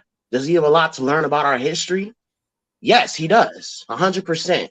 But I don't think that we should throw him under the bus because he's just now coming into these truths. It's a fact that he's part of this industry. He's been a part of this industry. We've seen a lot of satanic symbolism. We know he's married to that witch, but this might be a moment where the Most High is pulling him out of this industry to turn away from the money, to turn away from the powers of Satan that have had influence over his life, and get him to come back to us, come back to the Most High, come back to his people. And the interview he did, he spoke a lot of truth that they don't want out there. And I think that that's enough for us to say, we got to pray for this brother. We should not want to see our people be dragged the way that he's being dragged. And I believe the Most High can definitely use him. We got to pray for him, understand we were all in a point in our lives where we weren't fully in the truth. We were still learning, and we made a lot of mistakes. And that's all I got to say. I just want to keep it brief. Hey, appreciate it. Thank you for jumping on. Do you have a YouTube channel? Yeah, you could just go Yexer Malchiah, just type it on in the search box, and I got, I do music and everything. You can find some music on there. Okay. Hey, appreciate you jumping on, and thank you for sharing your thoughts. Really appreciate it. All right, shalom. Thank you, brother. Hey, Pastor Kelly, can I say something real quick? Go ahead, Benel. Okay, yeah, I just want to clarify the position. So let's just if everyone could just set Kanye to the side. Right, just set him to the side. Like, just take Kanye out of the question, because for me, I think that there's something more dangerous in this situation that we're witnessing than Kanye. You know what I mean? Yeah. And I think this is kind of like, it kind of goes back to what the sister Barack was kind of talking about. It goes into what Brother Yacoba was talking about, and go back to Africa was talking about. Like, totally agree with you all 100% about Kanye. Totally agree with you. I just want to make sure that there's no discrepancy there. The only thing that I want to make sure that we as a community are aware of, the undercurring danger, is what I refer to as the anti-Semitic dog whistle, right? And what I believe what we're witnessing is we're witnessing, like in the IT industry, we have these things called playbooks, right? You come up with a playbook, and this is your blueprint for how you're going to execute something, right? So what I'm saying is that what we're witnessing is the playbook of the anti-Semitic dog whistle. And basically, we've seen this with Kyrie Irving. We've seen this with, they actually tried to do it with Brother Ron Dalton Jr. And of course, they did it with Kanye. And the playbook is this: whenever you say something that they don't agree with, like for instance, in this Great Awakening, we're saying that you can say something like, "Hey, Israelites are black," right? Which is a true statement. I tell people all the time, go and take a look at the Lakesh relief that's sitting in the British Museum. You'll see black folks, for Judah. But if you say something that the community at large doesn't agree with, the Jewish community at large doesn't agree with, playbook step number one, they'll go into your history. They'll start bringing up all these things in the past that that supposedly that you've done, that to your point, Pastor Kelly, you brought this out, that they didn't bring that up until that point they didn't have an issue with, but they have a need to bring it forward to justify what they're getting ready to do to you. That's step number one. And then step number two is they have to justify the anti-Semitic response. And the response is an overwhelming response, right? And they have to and this, in order to justify the overwhelming response. Just for a second here, guys. I'm just trying to bring up my notes here. Right. And so part of this overwhelming response, I mean, think about what with Kanye. He lost all kinds of money, right? They kicked him. If this was like the regular everyday guy, right? They could justify kicking you off the job. They could justify having the mob come against you. They could justify you losing all sorts of money. Like, to me, like that's the danger. That's the blueprint that they're putting together. That when they blow that anti-Semitic dog whistle, boom, these three things can happen to you. Because we as black folks, instead of kind of pushing the person to the side, we let it happen. We let it happen over and over again, to the point where it's going to be an automatic response to you. So I just kind of want to see if we could stop that playbook before it's validated, because right now it's in the process of being validated. So, Brother Banya, I don't know if you saw my video I did called Painting the Target. That's exactly the point that I was making, I think the only difference may be is that I think Kanye's part of the plan to do exactly what you were saying. Oh, I agree. Which is, yeah. I agree. Okay. And real quick before you guys continue on, Deadly Linus, I'm gonna unmute you so that way you can. Shalom. I don't know if I have any comments now because he just took the words right out of my mouth. I just wanted to share that I feel like it's a form of programming that they're attempting to do. They started with Nick Cannon, and they're doing it now with Kanye. They thought that we were kind of they used him to try to save us, to bring us back to the church. They gave him a choir, they gave him all the antics, and put his marine spirit, that's what I call the Kardashians, those are from the marine kingdom, put them up there as the the wife and kids, and she was getting black people out of jail, and they were trying to put them in a Beyonce Jay-Z format, and they thought that Kanye could actually bring us back to the church. That's what that was about. Now he's done these weird antics where he has this black mask over his face, and just these are all my opinions. I can't fully say I researched anything, but I feel it was a ritual that him and his Marine Kingdom spirit wife was bringing in dark matter, black matter. Okay, I'm a little weird, so just bear with me. So I think they were taking part in a ritual with that. Then he has these concerts with Marilyn Manson, who is a known Satanist. So they didn't achieve anything like that. So they jumped to let's put him in there with the Israelites. And he ignorantly said something about Judah, but I feel the man is a genius. So how could you not know offhand all the research that needs to be had in this particular situation? But I feel it was to throw us off. And the reason why I say these things is not that he's a bad person. I think that Kanye just was not evil enough to stay in that industry and really pull off the things they wanted him to do. So now they're just throwing him out there to get the energy up before they take him out. That's just one point. Another point is that when people say that black people, so-called black people, need to unite, we have to understand it's not about color, it's about bloodline. A lot of these wealthy so-called black people, that they're Canaanites. A lot of them are Danites. Now, I may be ignorant, and I'm saying that I don't even feel comfortable saying that around Ben Yah Israel and Yaakov, because these brothers are cold with it. They know the real stuff. But this is just my opinion. So, don't come for me, but I'm just saying, I feel that they won't put them up there if they know they're the true bloodline of the house of David, and I feel that they have to change the narrative. And just one more point I want to make, Kanye and the black men are not the only people that they punish really hard when it comes to speaking about the so-called black Jews, which we're not. You can call me a ruddy red Jew because I'm the same as the King of David, but they punished that team owner who got caught talking on the recorder to the black mixed girl he was dating, and he was like telling her there's two different Jews, there's the black Jews and then there's the Jews in Israel. And when he got caught, they punished him. They took his team, they shamed him. He was punished very severely. And why was he punished very severely? Because us coming up is them going down. I don't understand why these celebrities would give the anti-Semite card. Has been played for years. If you do anything, they're going to use that card and they shut you down. That's been going on for a very long time. It's not about telling them that they're not who they are. That's irrelevant. We're not slaves no more. We don't have to prove anything to anyone.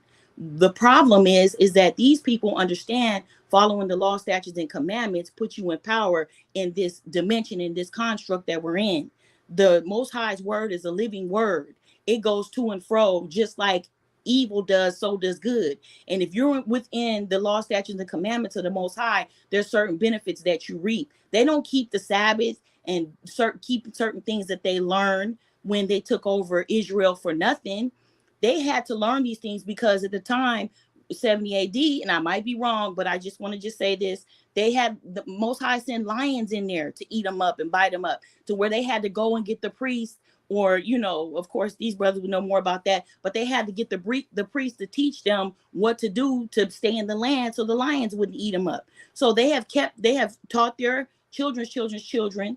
Now, is Kabbalah real? Yes. Are Zion? Yes. All that is real. Is it high level? I don't even want to say that name because they might try to come for you. So yes, but if we would stop worrying about who's who and follow the law, statutes, and commandments, we would take our power back, and then none of this would matter. And that's the problem. They don't want you to get to that point. They want you to argue and fight about nothing. But if we got in accordance with, now, if you're a Canaanite and you're a Danite and you don't want to repent, you're not going to be able to follow those law, statutes, and commandments. So therefore, we cut off the enemy's head that's within the camp.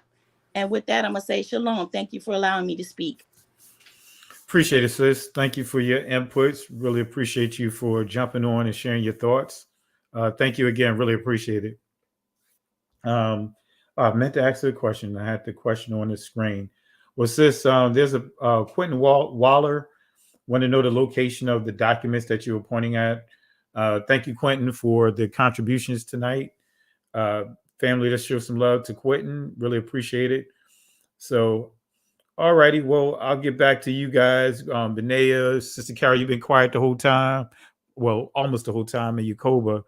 Any additional things you guys want to share in regards to the Kanye situation? Because for me, again, where I'm at with the whole situation, I made it clear that no, I'm not falling on the sword, but at the same time, kind of like that crazy cousin, that crazy uncle, I'm not going to just let anybody come and do anything, to someone from within the community. I just can't sit back and watch the public lynching, especially hearing him. If you guys get a chance, look at the latest interview that he did earlier today or yesterday. Man, you could just hear it. I mean, he definitely, I believe, he didn't expect things to go the way that it went. He even talked about how, sharing how Adidas did him with his designs and everything. But again, the bigger picture is what I'm really looking at as well.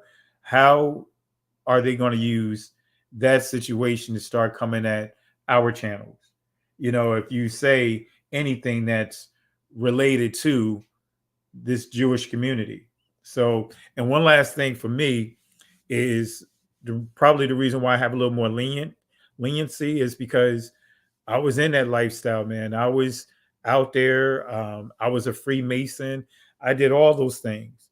And, the Most High had mercy on me, and I believe that, yeah, we still have to have, no matter who it is, you want to still have have your eyes on the person. But at the same, not going into a thing blind. But I just really believe that, with everything, that we can still source certain things out internally. I just believe that he didn't expect to get the backlash that he's gotten from the communities that shut him down, that have tossed him out.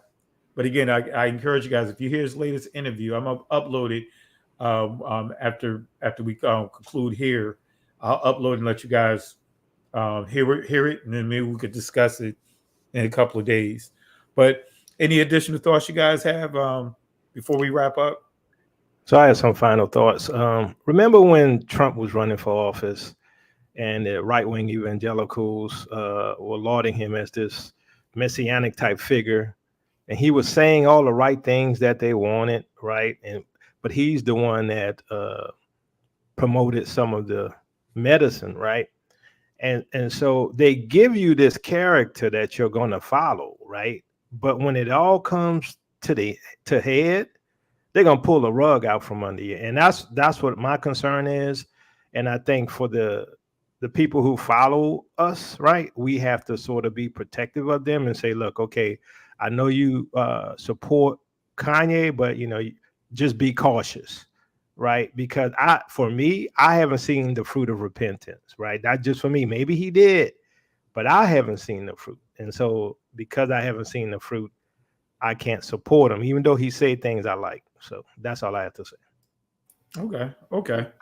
Yeah, I look at you were kind of at, I kind of look at how they responded to Ron. Remember Ron Dalton when he well, actually, so Kyrie Irving's, he made the post, and then you had the Rolling Stones and CNBC, ESPN, all these different mainstream outlets go after Ron, and to your, I guess to your point or to your question, Pastor Kelly, you're asking like, so how are they going to use this right to come after us? Well, that's it. Just look at how they came after Ron. I mean, they tried to paint him as a some sort of extrememist. That's one of the typical things that they try to do is they try to lump all the all of our groups, all the groups into one. But not only do they try to lump us all into one, but they try to lump us into this one group and then paint the whole group as extremists, right? And so that's what they tried to do with Ron. And of course, I think Ron dropped a video, and he spoke about how they're trying to cancel him, right? They're trying to go into use Amazon as a means to punish him. Like I said, that's that overwhelming response that they're programming us to get used to, or they're trying to program us to get used to. And that's why I'm open to push back against that, because if they did it for Ron, I'm telling you, fam, if they did it against Ron, they're gonna do it against you. So don't be sitting back and thinking, oh, I don't have a book, I don't have a movie. It doesn't matter. It's just that if you say anything that goes against what they're trying to push, they're going to come after you with the same blueprint. I totally agree, and we're seeing that right now. I mean, I believe, like Eddie Murphy said it best: give her brother an inch, you want to take a mile. Give a brother a rope, you want to be a cowboy. And I just think that we can't continue to give up ground or concede any space to what's going on. I mean, and I think that to your point, as you made, the point that you made, Benair, is it's not going to stop there. I mean, I've had videos, literally, I've posted them of some of the things that YouTube has done. One of the videos, the one that the Boondocks video, Yacoba introduced me to the Boondocks, but YouTube tried to say that that little clip I did had nudity in it and denied me twice on it. Right? I got the emails and everything. Yeah, they don't care about the truth. They're gonna hit you anyway. There's no nudity in that. Yeah, they said it was nudity and all up in it, pornographic images and everything. And like, wait a minute, it's a kid at a spelling bee, a national spelling bee. Of course, I put the Boondock remix over it, but yeah, you know what I mean. I'm tempted to play it, but you know what I mean. Just the way that they're censoring everything. Don't do it, Pastor Kelly. Yeah, before you know it, you guys have to put some Chico sticks on my in my commissary for being locked down again. But yeah, I totally agree, and that's where I'm at. It's kind of like just drawing a line of like, hey, we got to stand in line. We got to hold the line and keep it from bleeding over into other areas, because Jacoby, you, Benea, you guys got some large platforms, and that if you're not, you may be under the radar right now or close to it because of the size of the platforms. Say, Pastor Kelly, do you remember when I said I might not be around too much longer? I don't know if you heard that show. I sense it in the spirit, man. We all coming down. I mean, I'm not speaking anything, but I mean, this is serious warfare going on. Yeah. Sister Carol, you kind of quiet over there. Did you fall asleep? Almost did, but I'm here. You got the sleep voice too.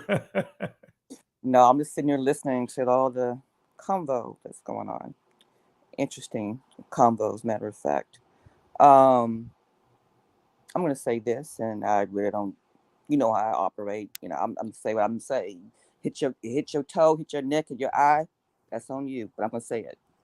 I'd rather talk to somebody like Kanye than the people who are woke up, who's awakened in this community, who have to fight every day behind foolishness that they say every day.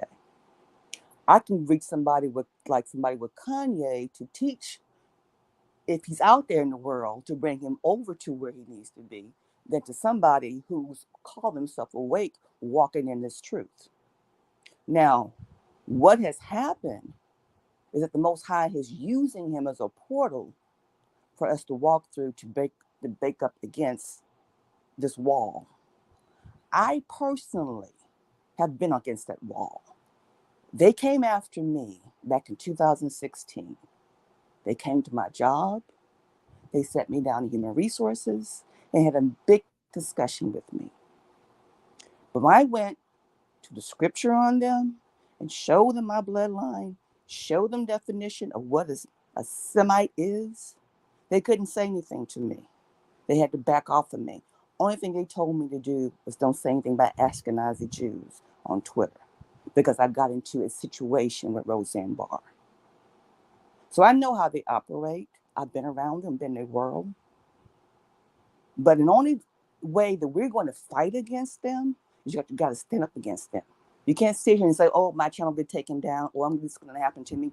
Either you're going to let it happen and keep walking in it, or you're going to quietly and go sit down somewhere and be quiet. But again, I'd rather talk to somebody who's out in the world to bring them to this truth than deal with my own people who walk in this truth, who constantly fuss and fight and just say all kind of crazy, slashy stuff. There's no love among us. It's all about who's right. I want to be right. That's not what the Most High wants us to do. He wants to bring love and brotherly love among us, and I don't see it. All I see is debates. Debating about what? Who's right? No.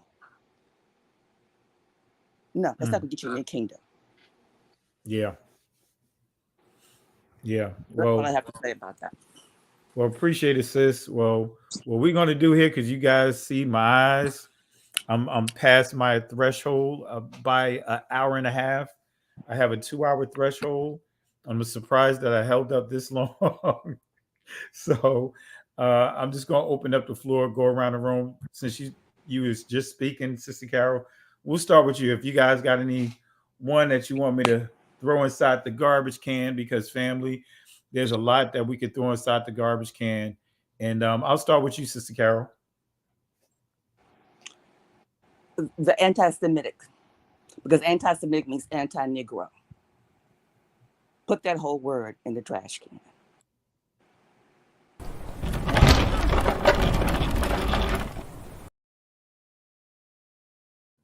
Anything else, or that's it, Sister Carol? That's it. That's all I need. Negro, anti-Negro. That's what's going on. Okay. All right. Yacoba in the building. I don't have anything today, Pastor Kelly. Oh, come on, Yacoba. You know you got something to throw up in that garbage can. You know I ain't gonna let you off that easy. All right. How about throw deception in there? Anyway, I'll let you go on that one. At least you gave me something.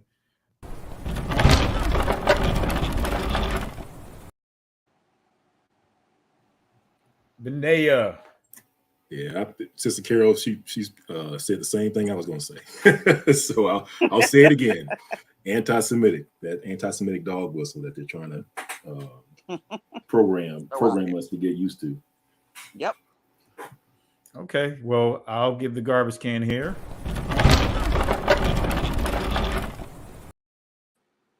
I think we all saying the same thing, because I was going to say the whole propaganda machine, because it is a beast, aka right, Revelation, right, makes me think about even what we're dealing with about the two witnesses, right?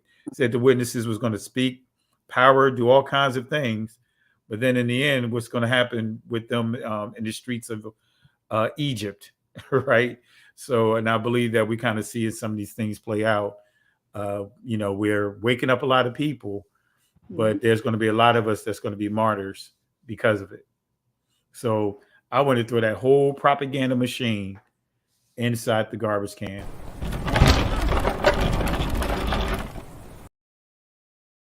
I want to give them a 3-piece.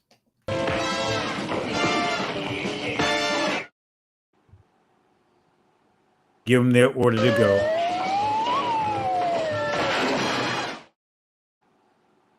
Oh, I hope they don't take that and say, "Hey, you know what?" Anyway, you know how they take that all out of context. You'll find out in about 10 minutes. Yeah. So, guys, if the video's down and you don't see me live for another 2 weeks, You know then what? they got me again. Who we gonna blame? We'll blame it on Jacoba. That's who we're blaming. That's all right. I'm used to taking hits from my people.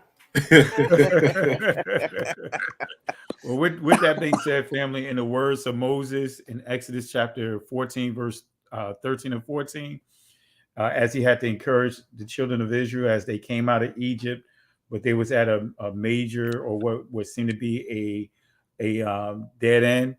He had to say to them, because they were ready to go back to Egypt. He said to them, "Fear ye not, stand still and see the salvation of Yahweh. These Egyptians that you see here today, they will not have power over you ever again. They will not have. They will not be a stumbling block. They will not be a stronghold. They will not have us under any siege ever again. The Most High will fight for each and every one of us. He will fight for his people. But the kicker is, family, we have to hold our peace. In other words, the Hebrew word that's there is charash, which means be quiet. Guess what, family? Can't go back. Can't stay here. Keep moving forward. Shalom.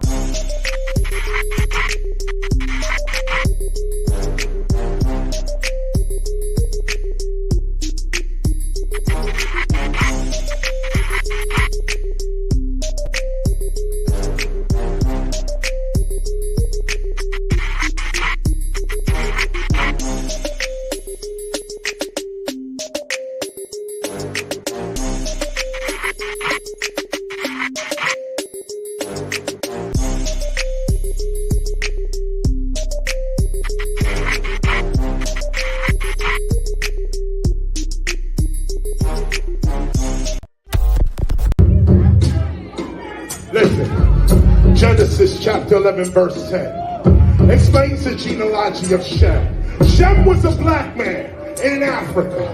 If you repeat this back, Genesis 14 verse 13, Abraham steps on the scene. Being a descendant of Shem, which is a fact, means Abraham too was black. Abraham, born in the city of a black man, called Nimrod, grandson of Ham. Ham had 4 sons. One was named Canaan. Here, let me do some explaining. Abraham,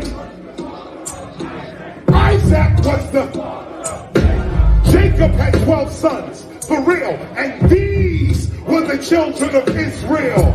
According to Genesis chapter 10, these were the children of Israel. According to Genesis chapter 10, these were the children of Israel.